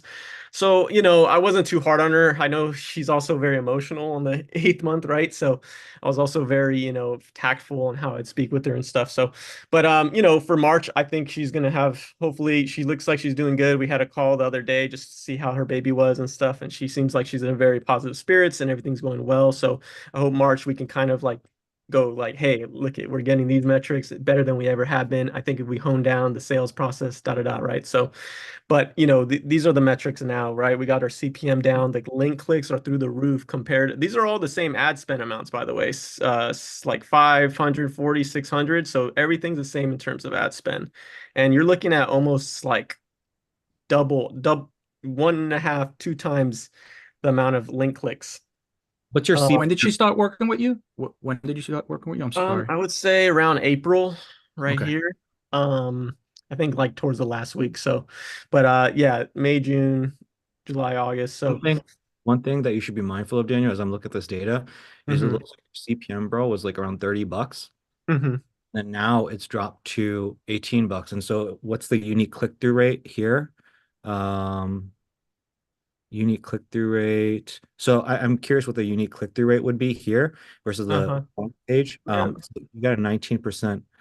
Sorry. No, it's okay. So you got 19% opt-in conversion rate. Let's look at the other page. Old pages. 11%, 16%, 9%. So just a few things. I'm looking at two variables. I'm looking at is the conversion rate on the opt-in page and then also CPM. One thing that you should know, I don't want you to overthink this, but I'll share with this with the guys. Sometimes, like a lot of advertisers will tell you like how to bring the CPM down and da da da. What I've come to find, sometimes this isn't always true, is you oftentimes, not always, but oftentimes the higher the CPM, the quality of traffic is better usually. So Oh, that's really? something I'm mindful of. Yeah. Not Well, always, sometimes. So when I look at something like this, like I had a guy, he was getting like from the 6 week sales funnel, dude was getting like $1.50 leads, $2 leads. I'm like, how are you doing this? And I came to find out his CPM was so low, and then the quality of his leads were absolute trash. So if you, for example, run ads out in Africa or India or China, your CPM is going to be super low and you're going to have trash leads. So just something I want to share with you because you said something along the lines of her numbers are not as high. Maybe you're getting cheaper clicks, you're getting cheaper leads due to the CPM, but also perhaps maybe the quality of traffic is that's coming in, that's opting in, but maybe they're not going to be buyers at the very end of the day. Again, just a theory. Again, the data Yeah. would data. So I just want to share that with you as well to be mindful of that. Yeah, and we have like a tracking sheet now. So, you know, she actually tracks her consultations. She did this, she wasn't doing this from the start, so she had to pull in a lot of old data. So a lot of it's missing, unfortunately. This is something that's going to be standard practice from here on out. But, you know, marking green for like letting like this is their front desk, like updating this, right? So being more on top of this. Green means that it's a full close, right? Yellow means like they came in, but maybe they didn't go through with it, and it's just kind of like they're in the funnel, they're in the warm pipeline stage, but they're kind of just like maybe price shopping, stuff like that. Some stuff I just need to get back to her on where things are at because she does kind of have like there's some major missing dates here sometimes, so I definitely have to get on her about that from here on out. But we do have something like that so we can pull a little bit more better data other than just what Facebook gives us. But everything making sense so far, guys? Cool. If it's all right with you, Kaushik, I was going to dive into the landing page here. Yeah, please. Cool. So let's get in there. I'll just go view. So very similar to the one that I kind of took inspiration from on the CMCC. So just kind of, shot her a script, right? So the CMCC, I think it was just a picture, but I did it video form. And yeah, this is kind of some of it right here, how it works, Invisalign, some testimonials that I shot over at her office. Meet the doctor. She's unique in the fact that she has a photo. She has a photographer husband, so they actually share space. It's like a dental studio slash photography studio. So there's actually, you could get your teeth whitened and then get headshots right after, which is pretty cool. So yeah, some of what's cool about Invisalign, they let you use all of their marketing stuff. So these are stuff they shot with huge budgets, and you get to use it for your own funnel. So that's cool. Some fun facts there. So, they click on that, that's where they put their information. And yeah, just kind of leads them through the journey, right? So Can you play that there. video up top? Can you play that? Oh yeah, play a little bit of it for sure. Are you tired of feeling self-conscious about your smile? Do you want to achieve a straighter, brighter, and more confident smile without the hassle of bulky traditional braces? Well, look no further. Our Invisalign Smile Bundle is here to give you the smile of your dreams. Before I dive into this exciting offer, allow me to introduce myself. I'm Dr. Lisa with Image LA Dental Photo Studio. We are a one-of-a-kind dental practice that not only specializes in getting your dream smile, but also capturing that smile with our Hollywood portrait photographer, DeAndre Jones. That's right, we get your dream smile and then capture the new you with a free professional headshot to showcase your transformation. I'm here to help you reach your smile goals so that you can live your life with optimal confidence. But don't just take it from us, hear it from our amazing patients. Invisalign has So promoting the second business. That's great. Oh no, where did Daniel go? He went poof. He went poof.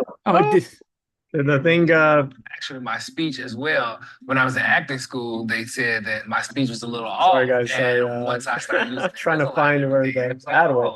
They thought I was doing some work, like doing like the exercises with my jaw and my mouth and everything else, but it was actually Invisalign. Can you guys still see it? No, we can see. We heard a little bit. Couldn't see it. You couldn't see it. Even the beginning? No, we saw it up until the testimonial part. Yeah, for some reason something glitched out on my computer and you guys disappeared. Give me 1 second and let me see if I can find you again, okay? Didn't want to give away the secret. No, we got it. I get it. 1 second.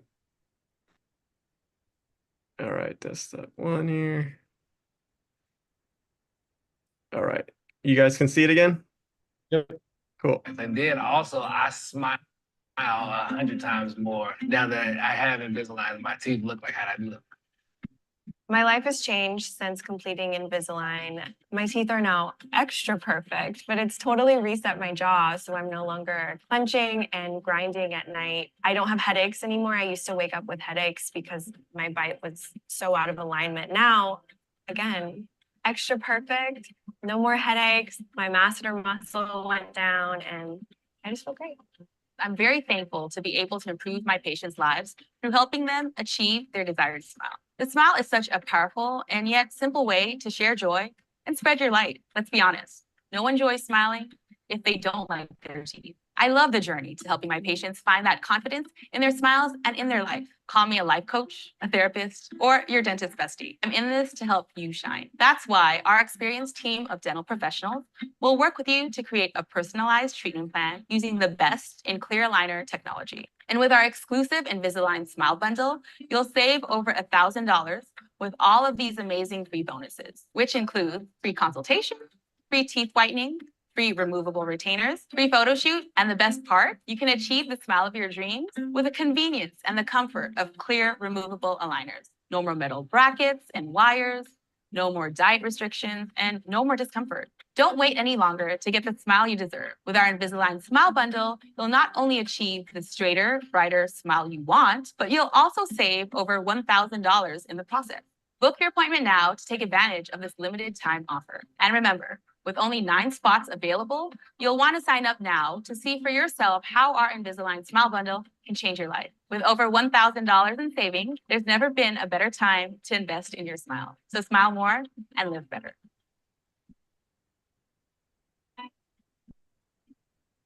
Good. Great That video, man. was that script had anything to do with the Koshik's template, or that was all like I created just from think I scratch? wrote that. Yeah, I think I just wrote that, and I think this was before ChatGPT came out, so I just had to do it by hand. Makes me want to book an appointment.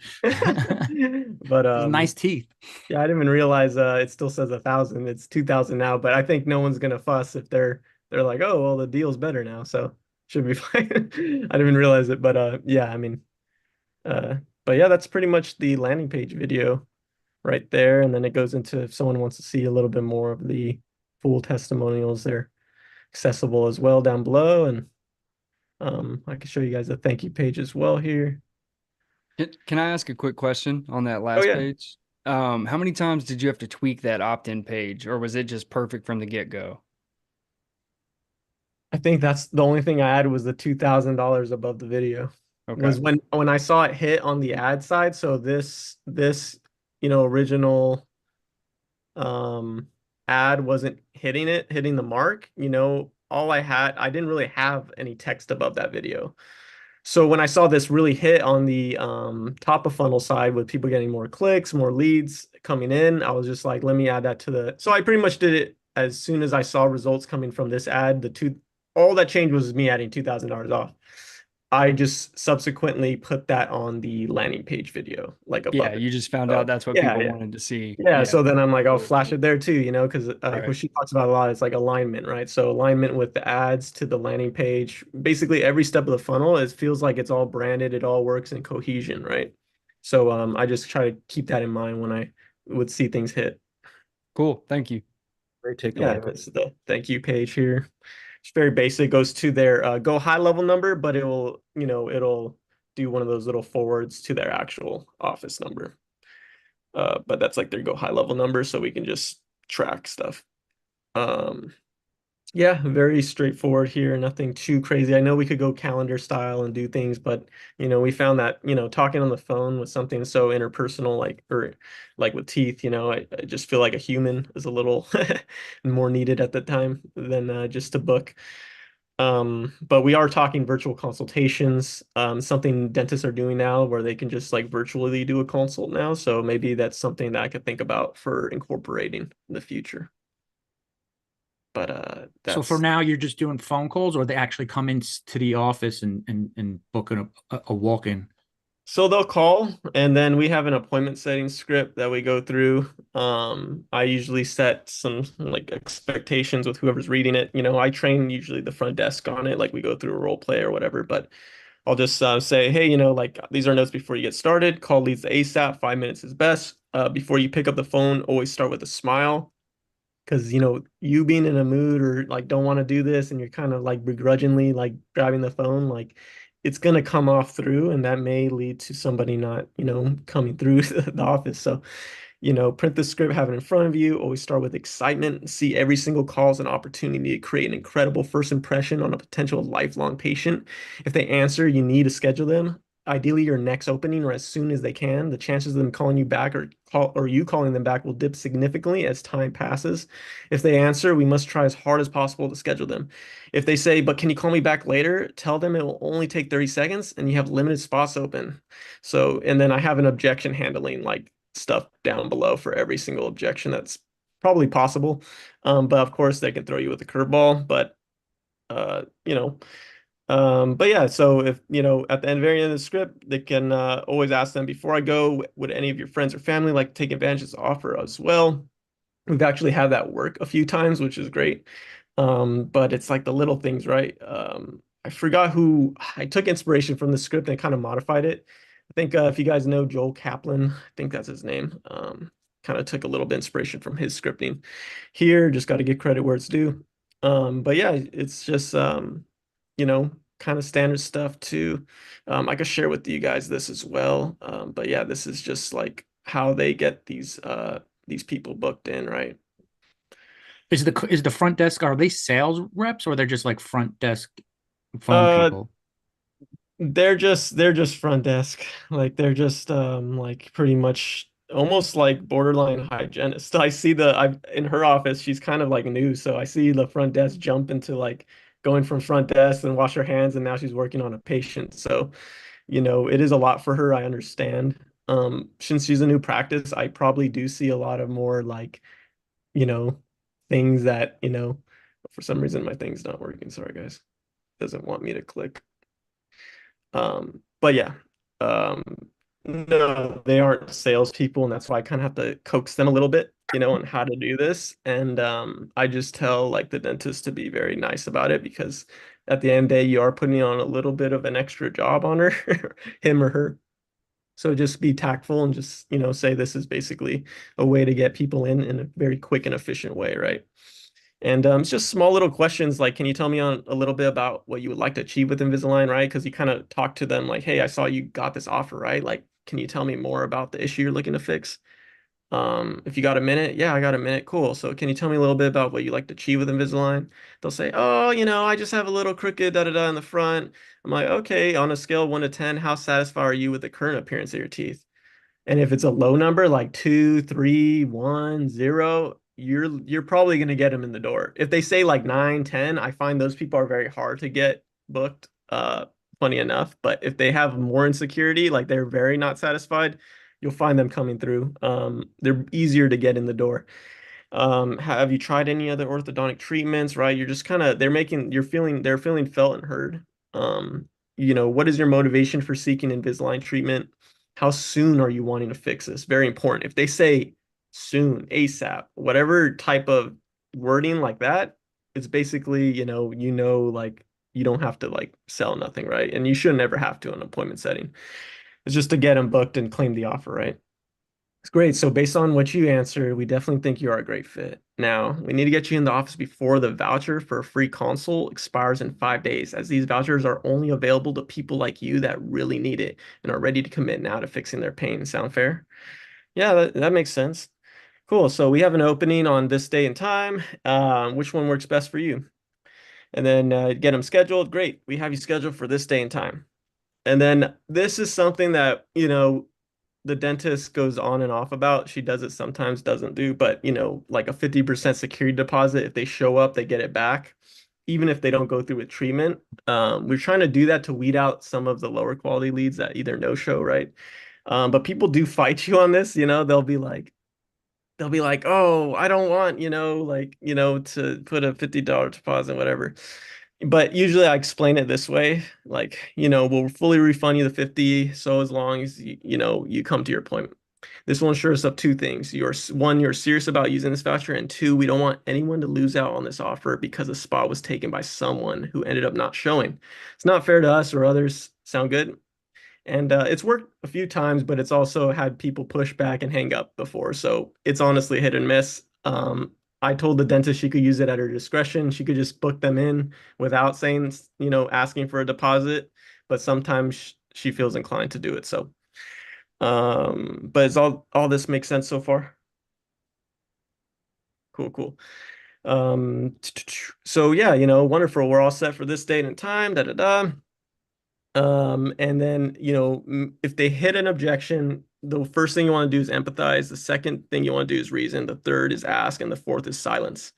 So sometimes this is what's actually got them to get the security deposit. And it's worked the few times it has. We've gone through it. And it's just like, I didn't know I needed a credit card. Like, totally understand. The reason we do this because there are a limited number of vouchers available. So this is just to make sure we can hold a spot. You will not be charged anything as long as you show. Would you like us to still hold a spot? And then they just go silent and wait for them to either give their card or they're going to hit you with another rejection. It's never a third thing. It's always they're going to give their card info or they're going to give you an objection. I've never seen it go any other way. So if it's another objection, it kind of shows you other different ways to handle it. And the list goes on, right? So why can't I give credit card once at your office? If I have to give it, I'm still not sure if I want to do this. And if they answer straight up no, other objections or can I call you back? Basically other ways to handle it, right? So, and I give them voicemail scripts too. Like if it's their first time calling this person, what to say in case they don't answer. I don't know what you guys are used to doing, but double dialing we found is like really has helped. We have found like calling someone and they don't answer. Sometimes if you just immediately call them again, they'll answer the second time. So we've been implementing double dials. So I won't have them use a voicemail unless they've done the double dial. So I usually, if they don't answer the first time, just acknowledge that and then immediately call again, like within a 1 second. And then if they don't answer again, that's when you leave the voicemail. So, but any questions so far? Yeah. Did you ever experiment with just a straight up calendar inside of your funnel? So like work with the dentist to Never. get days and times where you can just send appointments through a calendar? And I mean, did that not work or? I honestly never experimented with it. I wanted to. I probably will experiment or implement it when I introduce the whole virtual consultation. She's been wanting to do those because it's just easy, right? The patient could be at home and I mean, you could kind of show your teeth. Really, she doesn't really even need to go really in depth. Like she just wants to see if you have the you have the you don't have any of the red flags, so that way she can, recommend treatment, right? So um so she I guess now you could take a picture of your teeth and she can get it 3D. She has this cool like new app, so we're figuring out some way we can integrate to go high level, but we're always trying new things here. So but yeah, so I want to lead into the next thing here. Have you considered AI for the calls for the I appointments? have.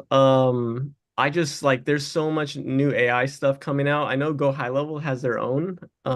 If you guys know about any cool AI stuff, let me know because I feel like Amen. He's the guy who's been taking the lead on that. But yeah, it's definitely something to consider. Oh yeah, for sure. I mean, I'd love to because front desk gets busy and any way to alleviate some of the pain from my dentist would be amazing. Yeah, So I I was can send starting. you some of the templates that I train my AI on, and What it's been company very do you use, helpful. Amen? It's called What's Capri AI. Capri?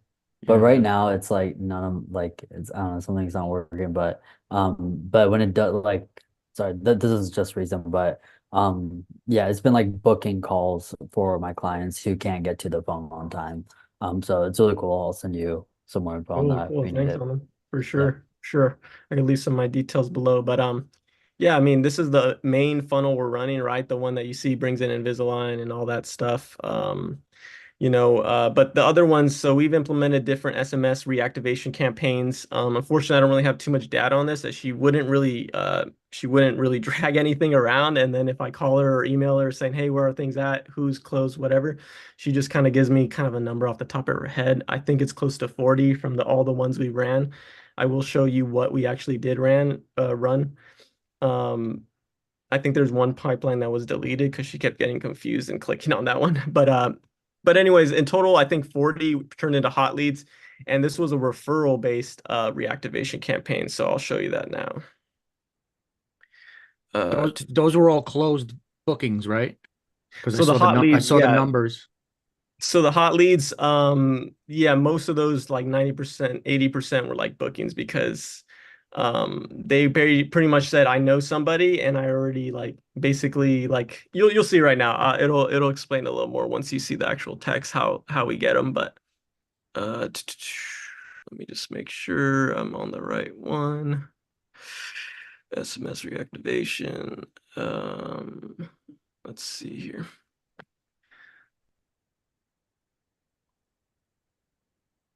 All right. So this was to her contact lead list that she did have, this was probably around the time when we weren't getting great results. So we're dealing with a little ad fatigue. And in the meantime, I was getting stressed and anxious and I have to figure something out, right? So either new content or whatever. But in the meantime, that takes a while. So I was like, hey, this SMS reactivation campaign will appease her for now. I think Koshik, I think I did mention something in this is a recommendation straight from you because I was just like, I'm freaking out. I'm dealing with this. And you're just like, hey, in the meantime, just give her one of these, throw it to her lead list. It'll make her happy. And in the meantime, while she's happy, you can figure shit out on the back end. So, this is something I did do and it did work. So, just hi, contact name. It's Dr. Lisa with Image LA Dental want to let you know that for the next 24 hours, we're doing one of our most popular offers. For the first 10 people that refer a friend or family member to us, we're excited to offer them a free electric toothbrush, $90 value with their dental treatment, and you get $50 credit to use at any future appointments. I can reserve a spot for them, have someone in mind, just reply yes. So, and then there'll be some follow-up stuff there, if they, I'll show you a little bit of how I branch it out. Basically, pipeline state change. Basically, I make a pipeline saying whatever this offer is, I'll throw all her lead lists that she wants to be thrown in there. That'll, into this pipeline. It'll activate them. It'll create, it'll put them into new leads. And then from there, they all get texted, right? I have it wait a little bit, like 22 hours, and then it'll branch off and it says, did they reply? And if so, it's true, they replied, then, it goes down here. And if they replied, they turn into a hot lead if it detects that it was positive, right? For the most part, Go High Level is pretty good on that. It has messed up a few times, but for the most part, it does detect what's a positive response. And then, hi, this is actually going to her. So it'll go to her and say, hi, like Image LA Dental. So to my dentist, so then this person has opted in for the free toothbrush, and it'll give some contact info. I love to have my dentist notified of anything because, it's like a dopamine hit. If you could get that little notification to her or front desk and everybody gets a text and the Go High Level app I even have like an internal app notification, internal SMS notification. So no matter what, they're going to get that little dopamine hit saying Daniel's at work, Daniel's at play. It's working, right? So, and then, it'll go to the actual, to the patient or whoever referred saying, great, I've got a voucher for a free electric toothbrush with their name on it. The next step is to have them book by calling this number. Don't forget to remind them to mention your name so you can receive your $50 credit towards any future treatment. Thanks for spreading the word. So this is basically saying, hey, make sure to remind your friend that we're probably going to follow up with them. and most of the time we would call them and like, oh yeah, my family member, this like told me about this, so sometimes they already know, which is great, that they, are going to be followed up with an office, right? A dental office. So different attempts are going to be here on the right side. So as the clock is ticking down, we want to touch base and ensure you receive the previous message. Time is running out, but the opportunity is still available. Hey there, the next day, hey there, I've got great news. Due to popular demand, we've decided to extend our special offer for a few hours. If you're looking to take on this offer and book someone they can enjoy the benefits of a free electric toothbrush and their dental treatment. As an extra perk, you'll receive $50 credit, right? Same thing. And then we go down. The next day, hey, out of respect for you and your time, this is the last text I'll send. If you're interested, just want to make sure you don't miss out. If you are, just let me know. And believe it or not, that text actually got most of the people to react. that last, it's funny, but it's like some people take the fourth reminder to be like, I'm down. So I feel like I took a little of inspiration from Joe Kaplan as well from this one. But that's serious branching automations. Like, how long did it take you to build that? That's a really impressive automation. So I think I saw some giant presentation to some master class, but it wasn't like, it was like a free one. And he basically skimmed over this. And I just like thought in my head and reverse engineered it with my text. So I only saw a glimpse of what he put, but then I just thought, okay, well, I'll just reverse engineer what I think he's doing. And then, yeah, it's just basically if they're texting, they'll say yes or no. And if it's no, we just say no worries. We don't want to be a bother to these people if they're straight up saying, I don't want the offer, right? So just no worries. And then that ends it there. They'll never get contacted again. And unless you want to put them in another type of offer reactivation, but is all everybody following so far? Cool, cool. But yeah, we've done variations of that. So we've done a Black Friday deal one. We've done one with a take-home whitening kit. We found the free toothbrush was the best.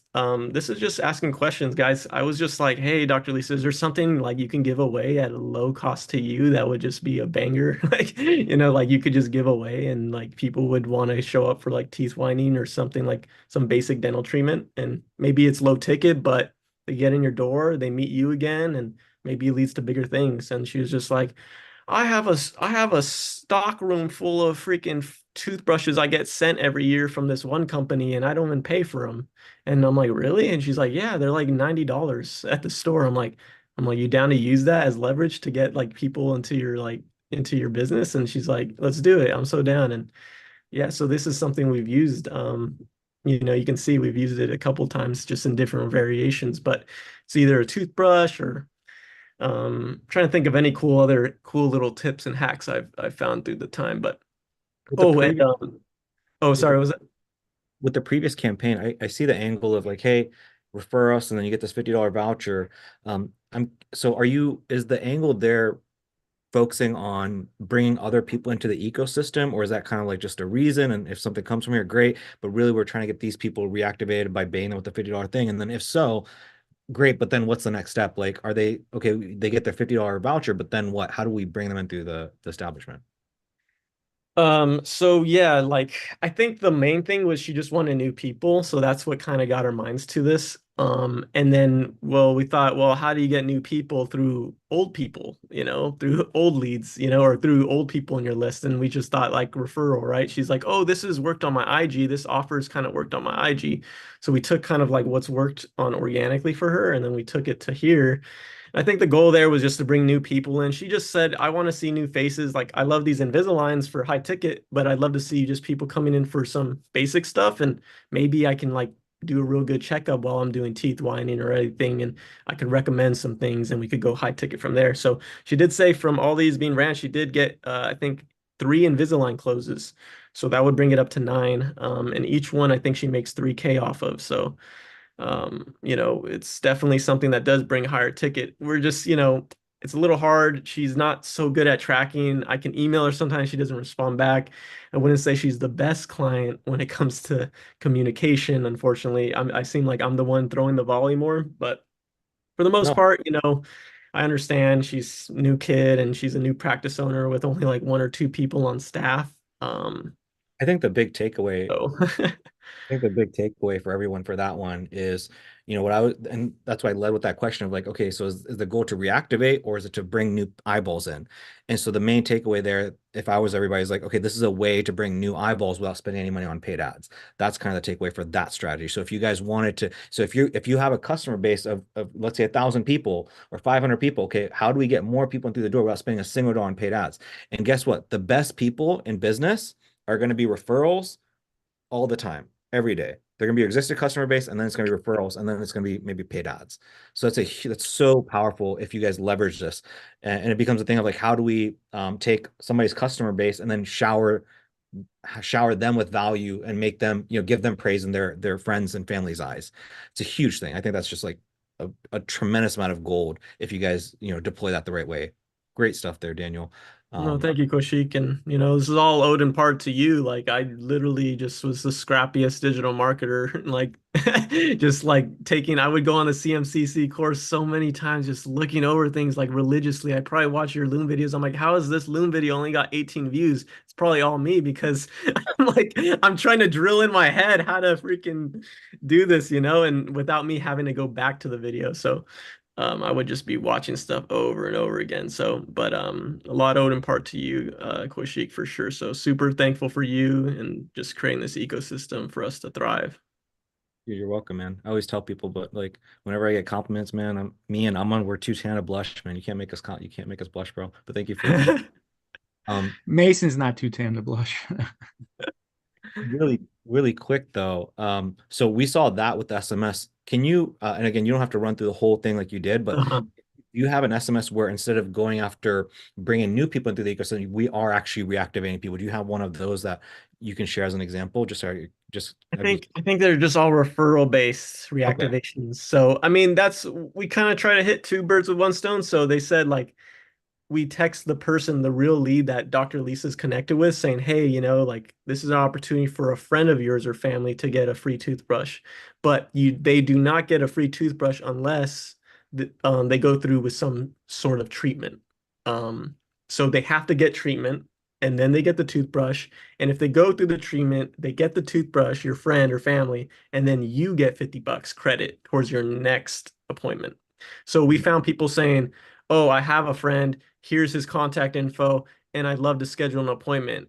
When can I use that $50 credit? And then we just educate them on like, as long as your friend or family member comes in first and does the treatment, you're going to get that $50 credit you can use on that next appointment. I wonder. So that's kind of how Yeah. it's kind of a little complicated. No. I think it's brilliant, dude. If I were like to test that, like what's coming through my mind is, okay, somehow segmenting it where, again, you have automation set up where somebody comes in, you give them the toothbrush, now we give them the voucher, and then having some kind of a follow-up sequence within like 7 days, which is like, hey, by the way, we have this Black Friday thing, or we have this, like every month, like I was kind of telling people, it's like, Yeah. New Year's, January offer, Valentine's for February. So every so month there's a special thing. So it's like, hey, Yeah. we're offering this Invisalign thing. By the way, you got that $50 voucher.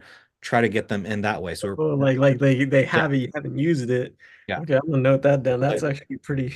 So like that's every month you have something every month, and so you can be more quote unquote aggressive with it. Just like, hey, you got this voucher, and then I don't know, maybe even tack on additional scarcity to it, not scarcity, urgency, which is like, hey, just want to reach out to you. The reason we're calling you is because we're doing this offer, and also, by the way, you've got that $50 voucher thanks to your friend bringing in, and we wanted to make sure we reached out to you because we didn't want it to expire by the end of the month. Ooh. So now we're really pushing that. That is good. Jeez. Yeah, I mean, there's just so many ways to play with this, right? But and right now I'm actually building a funnel for my girlfriend. She's a photographer, and she's trying to do family photography. So it's a little different building a whole new niche. Things don't always carry over, but a lot of the teachings, a lot of things you learn, even in a different niche, do apply over to the next niche. A lot. So it is helping me build this one out faster than I did for this dentist. This one took me a little bit of time, but I find myself being able to do the next funnel quicker, which is something I thought, I always starting from scratch is always like a scary feeling, but it you are learning through this whole thing, and sometimes you don't even realize you are until you're doing the next one. Is the dental dentist, or is that your niche? Is that what you've decided, or you decide? Yeah, I mean, you're doing other stuff. I mean, I'll do it for friends, I've done it for friends, family, other niches, but I feel like dentist is where I really want to be in terms of my professional life. Cool. She's my only solid one right now.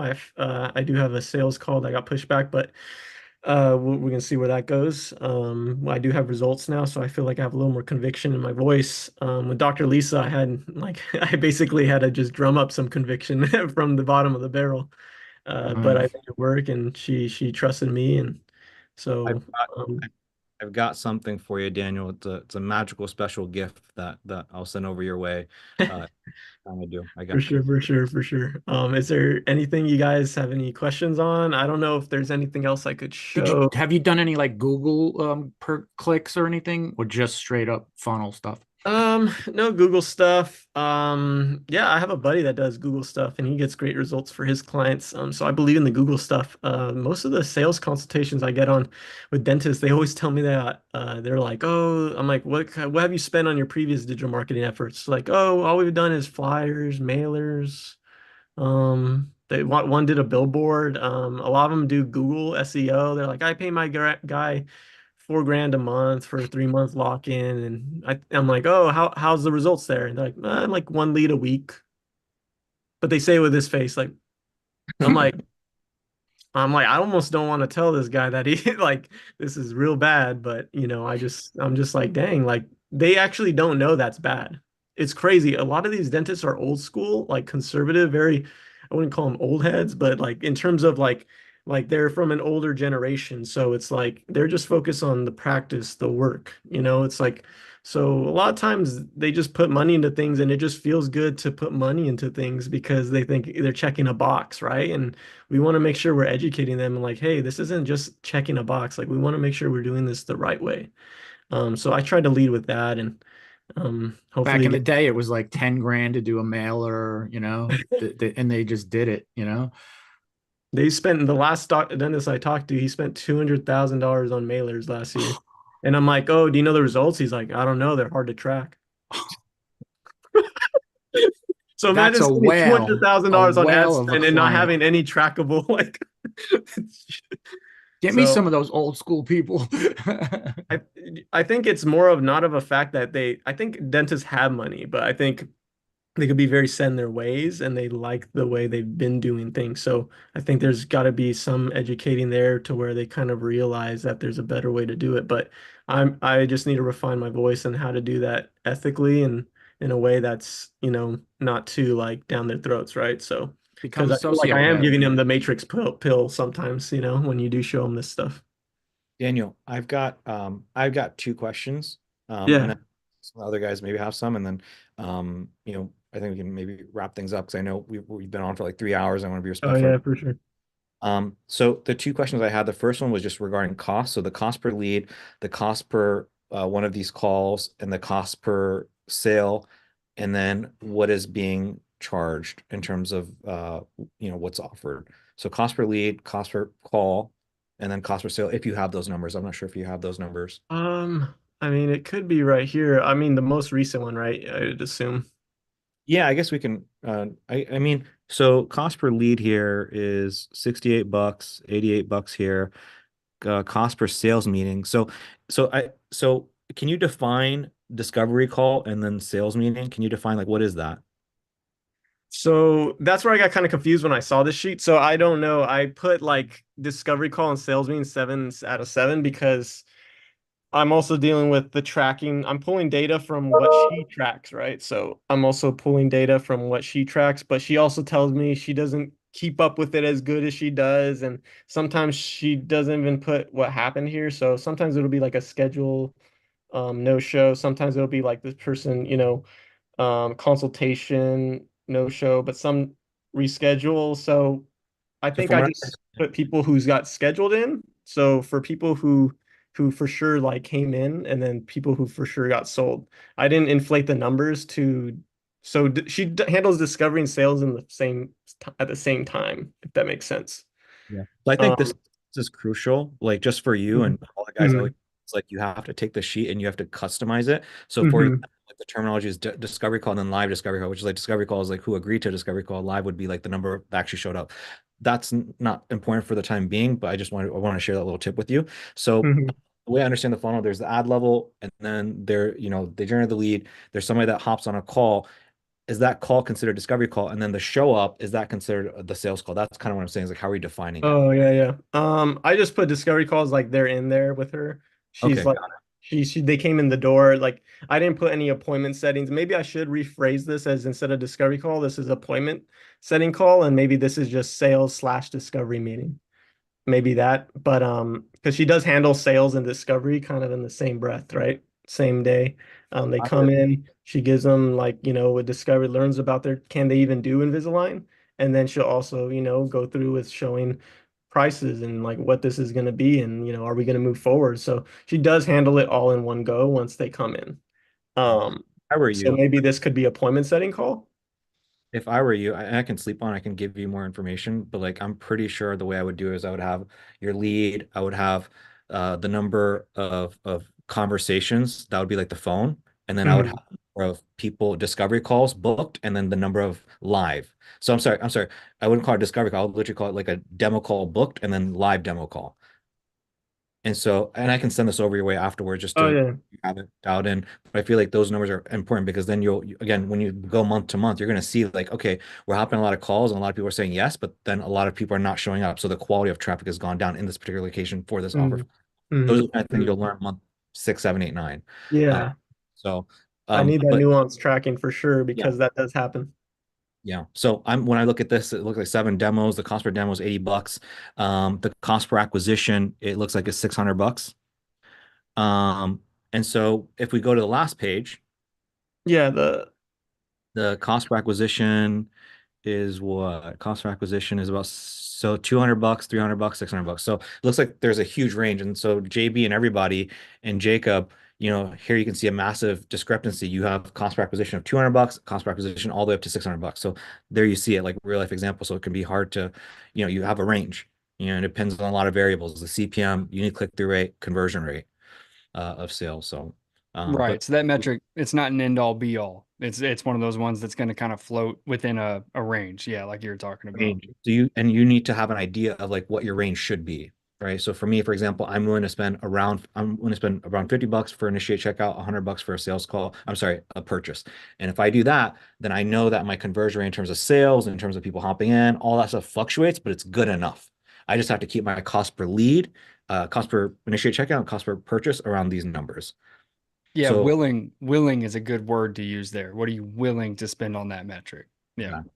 willing. So And she's averaging two sales per month, it looks like, on average. Yeah, 2 sales, and then like recently, like we doubled her link clicks, we doubled the amount of leads essentially, but she's actually only closed 1. But like I said, Quality leads, she's maybe. also going through stuff emotionally with the kid and all that stuff. But we'll see how that plays out when come March. I want to see if we're still getting that. He did talk about the CPM, maybe some lower quality leads are coming through. We did see on her tracking, some people kind of rescheduling a little bit more.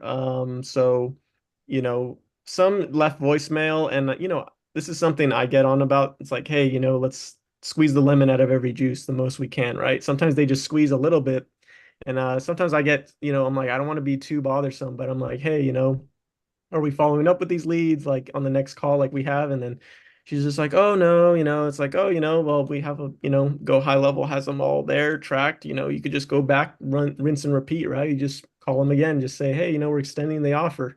You can even lead with that line, right? So, and then I'll ask her again, and she'll be like, oh, we didn't do it. So, I'm sure you guys deal with this too with clients, just that communication. They're running their own business sometimes, and I wish I could hold their hand through it all. And at some points, I have actually done some appointment setting for her.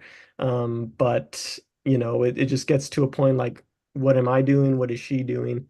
Comes into the question when she isn't paying for necessarily me doing that, right? So I tell her, I'm only gonna do this for a month, and then I'm gonna lead it up to your front desk, but I'm gonna leave them with training and modules and this, that. But then I do the transition, and then they just kind of drop the ball compared to my standard, I'm rinsing repeating, like all these guys been called 4 or 5 times, and then it's like, with front desk, they may just call once and be like, oh, they never answered. Guess the lead wasn't viable, right? So a little tough. This gets tough, That's a big thing we talk about in our weekly programs here, is like the difference between done for you versus done with you, the difference between offering leads versus offering book calls, the difference between just generating leads versus creating your own call center where you're handling all the leads. So there's different ways to create this agency world, and it really just depends, and every niche is a little bit different. For example, we had Jorge's not on this call right now, but his guy, Brazilian Jiu-Jitsu was the niche. And they basically built out a call center to follow up with all the leads, and they realized like it's not making a huge difference. And so they just got rid of it entirely and just said, hey, we're just going to leave it up to the business owner to follow up with the leads, because of the way the funnel, the ads, everything offer works. Versus an industry like this, maybe it makes sense to build out, have some VAs to handle this kind of stuff, or because I don't really see a done with you coaching program working for dentists. I don't think that they wanted it. I tried. They one ear out the other. Yeah. But, So that being said, and so it looks like you're selling the thing for $3,000. So I think I got all my metrics. My other question was basically my last question, and I'll let some of the, I'm sure the other guys have some question, but how did you come up with like the script for the discovery and the sales call? So that's very nuanced. Like your document was very nuanced in terms of the objection. Is that something you come up with? Did you have a lot of calls? Is that something you got from Joel Kaplan? Where did you get Joel that? Kaplan, a lot of his, but I definitely I wouldn't say I re-engineered the whole thing. I just made it make sense for an office as much as I could. I think his was for chiropractors, so I felt like it was close enough to my niche in terms of like healthcare that I'm like, okay, let me give it a shot, because I would be going for me to create it would be from scratch. So maybe Joel Kaplan already did this for chiropractors. Maybe there's something there. And I tried his credit, take the credit card system, and it works a few times, but more often than not, people do push on that. So I would say taking that out, it's a pretty solid script. But yeah, I think to, you know, kind of combat some of the no-show rates, we've implemented a new thing where it's like at the end of, you know, you set appointment reminders and stuff like a dental office does, but we have it at the last text for the last day saying, hey, you know, we can't wait to see you at 3 p.m. Would you like to come in? And when you come in, would you like to get a free lip balm or a toothbrush? And then people will say lip balm, toothbrush. And my dentist even called me. She's like, that freaking works. She's like, that literally, like, I'm like, they're claiming something. They're claiming something they didn't know they were gonna get something. They already thought they claimed an offer. Now there's the day that actually got to physically make that decision to like go into the office and claim this offer that felt just kind of like it was on the internet. But now you're getting a text saying you're going to come in and get this physical thing, and then it really kind of eases them into it. Um, so that's something maybe could work for other niches too for you guys, but something for the day up, you know, something small. One thing that I was telling the guys is, so we again, I update the course material, so maybe you didn't get a chance to watch this, but I have this lesson in week 3, which is like increasing the show up rate to your sales call. And what we do is the evening before, we'll hit them with a 2-liner. So anything, and then, by the way, do you need a link to Zoom call? Hey, looking forward to our conversation. By the way, do you need a link to Zoom call?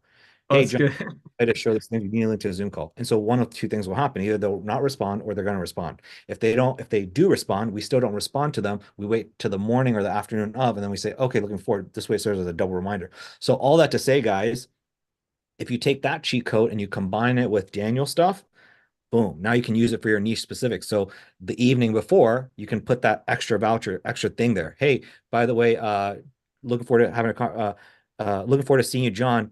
By the way, do you want this thing? Now you're gonna get a yes or no. You're gonna know if people are gonna show up or not.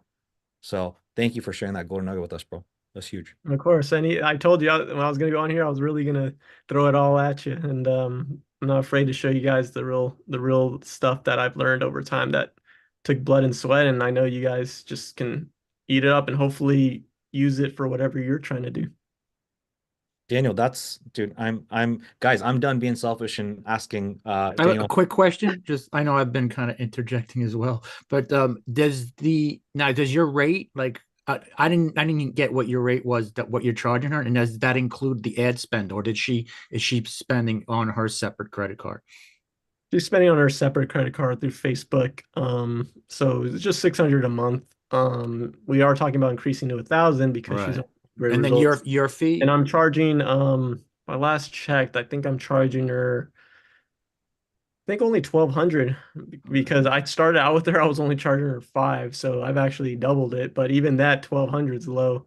1,200, and then she spends for the ad And then she spend. spends Okay. 600, so she spent like 2K a month in total across all things in terms of Are you you know, going to increase your rate because she's increasing her ad spend, or are you just going to leave it so she can put that money towards ads? we are set due to renew soon, so I've thought about it. Probably will increase. The only thing that I'm coming off a pause instead of coming off like even though the January was in terms of like our costs going down and getting more results, but whenever there's a pause, I feel like things could get weird. So, I've debated in my head, do I increase, do I grandfather her in so that she just feels like she comes out of maternity with kind of the same type of stuff, like, it's one of those mental business debates for sure. I'm gonna pick one, but I'm leaning on him raising it for sure. But I'm gonna send you some stuff in here in a little bit, Daniel. Like I said, we're in your position, dude. I would do everything in my power to keep her. I would not risk losing her. If I were in your shoes with her being your very first, with the results that you've gotten, I would move a lot. I get testimonial videos. One thing we do, for example, with Aman, is when we onboard somebody, we tell them, for example, hey, do I have your permission to record everything we're doing right here? We use it for marketing training purposes. Also, do I have your permission to, when other leads reach out to me, can I have them go over your way if they need to have a conversation with another dentist to prove that we know what we're talking about? So she can be this person for you, bro. She is like, yeah. So I would, again, I'm going to share some stuff with you that's going to, I think, up your mind in terms of other options instead of, like, I think if you want to increase, you totally can. Here's what else I'll say in terms of increasing, like, it has to be justified, where you have to say, hey, Jane Doe, because we're going to be increasing ad spend. You can't say it that way, by the way, because then it makes you sound greedy. But if you say something like, hey, we're going to increase ad spend and therefore it's going to require this extra workload and our BAs and blah, blah, blah, that's going to require us to have more Yeah. service, whatever that we're doing, more upkeep, that's why we're going to ask for an additional fee. You have to justify it or else she's going to get That's super. fine. Yeah. But I think you might not even need to after I send over what I'm going to send over your way. But Okay, for sure. I mean, I'm happy with keeping the same price and maybe just saying, hey, because if we could keep the same price for you, all you would need is a video testimonial this next month, and you're solid, and you got 3 months of the same pricing, even though we're getting you X and then whatever extra results that we've been getting, maybe something like that.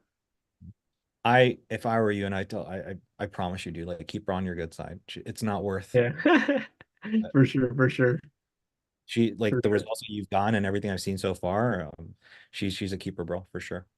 Yeah, she's chill, and maybe she's not the best communicator, but she's very easygoing, and she's not like super like she's just good energy. So for sure, I could see figuring out how to use her more as an asset too.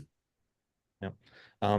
That's all I had. Other guys, do you guys have you guys want to hop in and ask questions? I just have a quick one. You mentioned earlier that she's your only solid client and you've had her since May.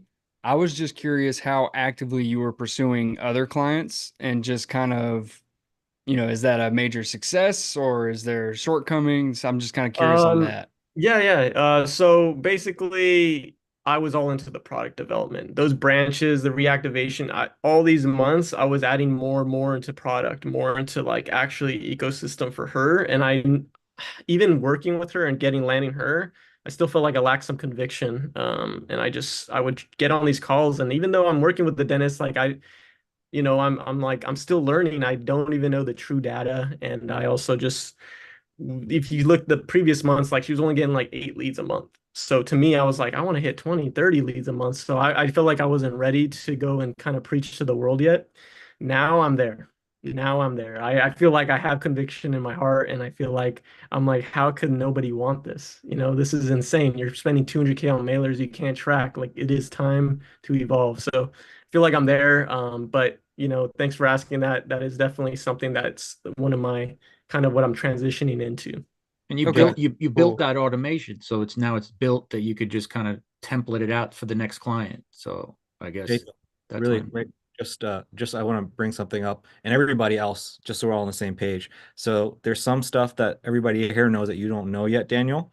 And so what I've been alluding to, the gift I'm going to send over to Daniel is I'm going to explain to him the licensing stuff that we do, guys. So he doesn't actually know about that. So the stuff that you're talking about, the question you asked, the stuff that's coming to your mind, like, oh, why are you here, not here, and doing this? It seems very obvious to you. It's because he doesn't have that information yet, because he hopped in a few years ago and he only had access to the course. He didn't even know that we have this coaching program, that we're doing this stuff. So there's some pleasant surprise that await him.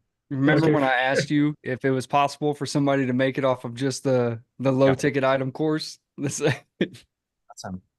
Yeah, I'm grindy, dude. I really shouldn't be. I should really be investing in community and stuff, but I get so like horse blinders on when I'm like so fixated on when I landed her through the first low ticket course and learning through the actual funnel, getting all these different niches, and then like hitting one and then sticking with her. I'm like, I would just be like sweating at night trying to be like, how do I get these numbers better? Like she's probably sleeping at night being like, this guy's burning a hole in my wallet. So I felt like, that's just me though. It's like maybe I get it from my mom, but I get a little anxious, but it would drive me to like focus on product. But I definitely feel now that more than ever, I need to focus on community and also reaching out and being a resource for others, but also, just being able to be open-minded and kind of get out of the back cave.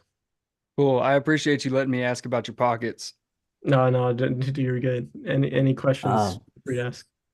Yeah, I got a question. Because you were going through the phone script and I felt like you had a lot of conviction, like, oh, this doesn't work or this worked for her. I guess how do you collect that data from her? Are you getting on weekly calls with her? Or are you listening to phone calls she records? Weekly calls and stuff, and she kind of relays Okay. back. I should really jump into one of her actual calls, one of these days, but it goes back to the lack of communication. Sometimes I reach Yeah. out and I just get nothing back, and Are they sometimes calling from Go High Level or? no, they're not, and I tell them all the time too because I love to track like all that stuff, the data, but they just keep using their landline. So Okay. Yeah, Yeah, I think the sometimes next patient or sorry, client is just setting better expectations. yeah. Yeah, I think sometimes when they're landline, they can record because you know you call like a dentist, like this call will be recorded. So you can see like with her if she can like get something like that tracked so you can listen to. Oh, Um, okay. but yeah, I try to get them to use Go High Level and they never do. So Oh wow, okay. We got similar problems sometimes, which is yeah. here. Sometimes I go through these and I'm like, I'm the only digital marketer dealing with this, but No, because you like we all mentioned go through. the sheets as well that she's not tracking, but she seemed to be tracking quite a bit on there. Is that another thing you just kept following up with her on like, hey, you need to track this so that I can track or Yeah, believe it or not, that's all old data. So she wasn't tracking for months, even though I kept telling her. And then one day I just kind of I didn't get angry at her. I just gave her kind of more of a like a really like firm email. And then she's like, oh my God, I'm so sorry. Like I've been so kind of ignoring you and I know. So she went back and just like she really like made that from months ago, like from right. all the other months she was lacking. So she kind of like caught up in a sense. But there because of that, there is some data lacking because obviously you go back to old data and stuff. You can kind of if you're not upkeeping it, there's some missing stuff there. But she did jump on that a little bit more. So Got I'm it. for that. Got it. Yeah, trust me, you're not the only one that deals with that. Okay, for sure. Especially Dennis, man, dude, those guys work crazy hours. Yeah. And they're so like in the zone with that because Yeah. so sure. Guys, some solid questions. Anybody have any other questions for Mr. Daniel? Adam, Ethan, Tony, Jacob? I mean, I can come up with like 6 more, but I feel like we have definitely taken enough of his time, myself specifically. Yeah, I just wanted to say thanks for dropping in and coaching us up. No, Thank thank you. you, Preston. I think you've helped me with some technical stuff back in the day on just the forum. So Yeah, Daniel, seriously, thank you so much. This has been a great masterclass, tons of golden nuggets for all of us to take away from this. I sincerely appreciate you. I know the guys do as well. Guys, Thank anything you, else? Daniel. Thank you. guys, Guys. Okay, so I guess that leads me to the end of our coaching session. I guess my last question to you guys is, does anybody else have any last minute questions in general? Like Daniel, do you have any questions for us? Maybe how about that? Do you have any question that you wanted to ask us? I mean, like Jacob said, I could probably come up with a bunch, but I guess like I don't know, like I feel like my question would be stupid. It it's like what stage I'm at, this transitional stage, got conviction, finally made the product to where I like it. Probably could make it better, but obviously I have enough conviction to where I feel like I could sell it. Like, what's the next steps? Like, I feel like I am there. Like, I'm doing walk-ins sometimes with my So girlfriend. I go in there with a camera and like I actually got like, oh, come into my office and talk a little bit and cool stuff like that. But sometimes I'm just like, I only have a finite amount of time. Like, what do I allocate my so time to serve me best in terms of So I will send you, this is what I was kind of alluding to, and everybody's kind of maybe smirking a little bit. I'm going to send you a video on licensing and the stages. So there's a video I have that all these guys get that goes over, it's like a 7-stage process, working through every single bottleneck one at a time in terms of scaling to a place of 7 figures, right? So how do you go from like the stage you're at to the next stage and the next stage and the next stage? And I'll tell you that the guys in here, every single person that's in here, what we have them do in our coaching program is we actually have them launch the funnel that you have, but nobody actually shoots any of the videos. So the way you built out the funnel, you shot your videos and script it, nobody does that. And here, everybody literally just launches my funnel, my ugly mug, all that stuff, and then they just speak themselves. We are typically focused on helping somebody close within 2 to 4 weeks. After that, this is all for shits and giggles. So stuff that you did, everybody does this for shits and giggles. So either they'll close a deal in a niche that they want to go down into, and they will, like you did, or they'll close a deal in a niche that they're not happy with, and or that's not scalable, and they'll throw the fish back in the sea. In other words, they'll do a refund if they need to. That's for like literally the first month and a half, 2 months. And then what happens is we actually build a custom funnel in order to, like, that's the thing you need to be doing. The thing you need to be doing is we actually, like, for example, I'm on in here right now. Who else? and Jorge's not here right now. So Aman has his own niche funnel. Jorge has his niche funnel. And so Aman does medical spas, Jorge does Brazilian Jiu-Jitsu. And so the next step in the process is literally just that, is you're running your own ads and booking discovery sales calls. So for example, Aman, on average, I don't know, like how many sales calls on average do you have every week? Would you say, Aman? I mean, just at like a $20 budget, I feel like I had like like around 4 to 6 in a week. So that's Well, like sometimes, yeah. a little bit of an outlier. Like his cost per book call is insanely low. But still, the point is like all you should be doing at your phase right now, Daniel, like where you're at, dude, literally, like if I were you, I would be getting that funnel built, launching ads. Again, I can give you some templates and give you some stuff to help you get that up and running. Hopping on calls, dude, you should be closing like 1 or 2 deals a week. And what you should be doing is literally taking the playbook you have right now and just copy and pasting for every client. So that's what we call video licensing, because every single client gets the same ad, same funnel, same script, same everything. And so that's what I would be doing if I was in your shoes. I would not be going door knocking, offering free video commercials or any of that stuff. I would not be doing any of that at all. I'd be simply running ads saying, hey, look, if you're a dentist and you want, we guarantee you X number of Invisalign offers within this time period, or you don't pay again, we can show you some of our ads and some of our funnels. That's all you should be doing, dude. Literally that, calls, closing deals. That's it. Cool, cool. I mean, I kind of have an idea that that would be it, but sometimes there's so much information out there, you get lost in it. So, yeah, that'd be dope. Any resources, I'd appreciate. Yeah, got you, man. I'm glad you asked that question. So Daniel, can you leave your social media so we can follow up with you down the road to see how Oh yeah, let where me your throw it in progress is chat. in the chat? Yeah, for sure. I'll throw it in chat right here. Let me. Sorry, I just got a MacBook, so Zoom looks a little different on this than PC. So it may seem like I'm PC. PC, let's go. Yeah, take it easy. I'm on a PC. Videographers have PCs. Where's chat? Maybe I'll usually below. Hold on, let me. Oh, there we go. Maybe that's. There we go. This will be my IG since. There we go. Shoot you a DM down the road, see how you're Yeah, it'd following. be cool to connect with all you guys. Y'all seem really chill and like-minded. A lot of videographers I work with on sets and stuff, they don't even know this stuff. Like they trip out. And I even had a guy on set one time tell me, he's like, I told him just a little small riff. I'm like, he's like, oh, you still doing that marketing stuff? You're trying to get into digital marketing? I'm like, yeah, actually just closed a dentist. She's gonna be giving me ad spend. I'll be running ads for her. And he's like, damn, bro, it sounds like you're gambling with people's money.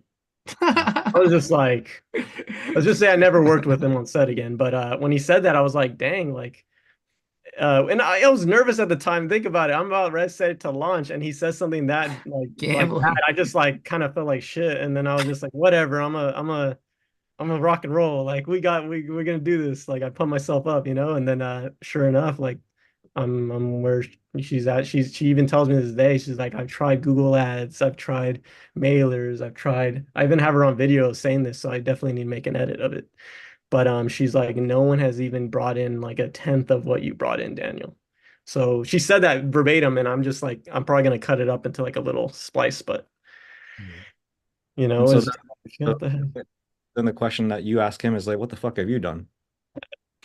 He actually You gotta ruin his life filmmaking, now. believe it or not. he just quit. So it's just, and he wasn't open to it because I was telling him I'd want to help him, like, build it out with me and figure it out together and stuff, because I'd love to share it with somebody, and just didn't seem open to it. And he didn't believe Probably in a scam, value-based dude. price.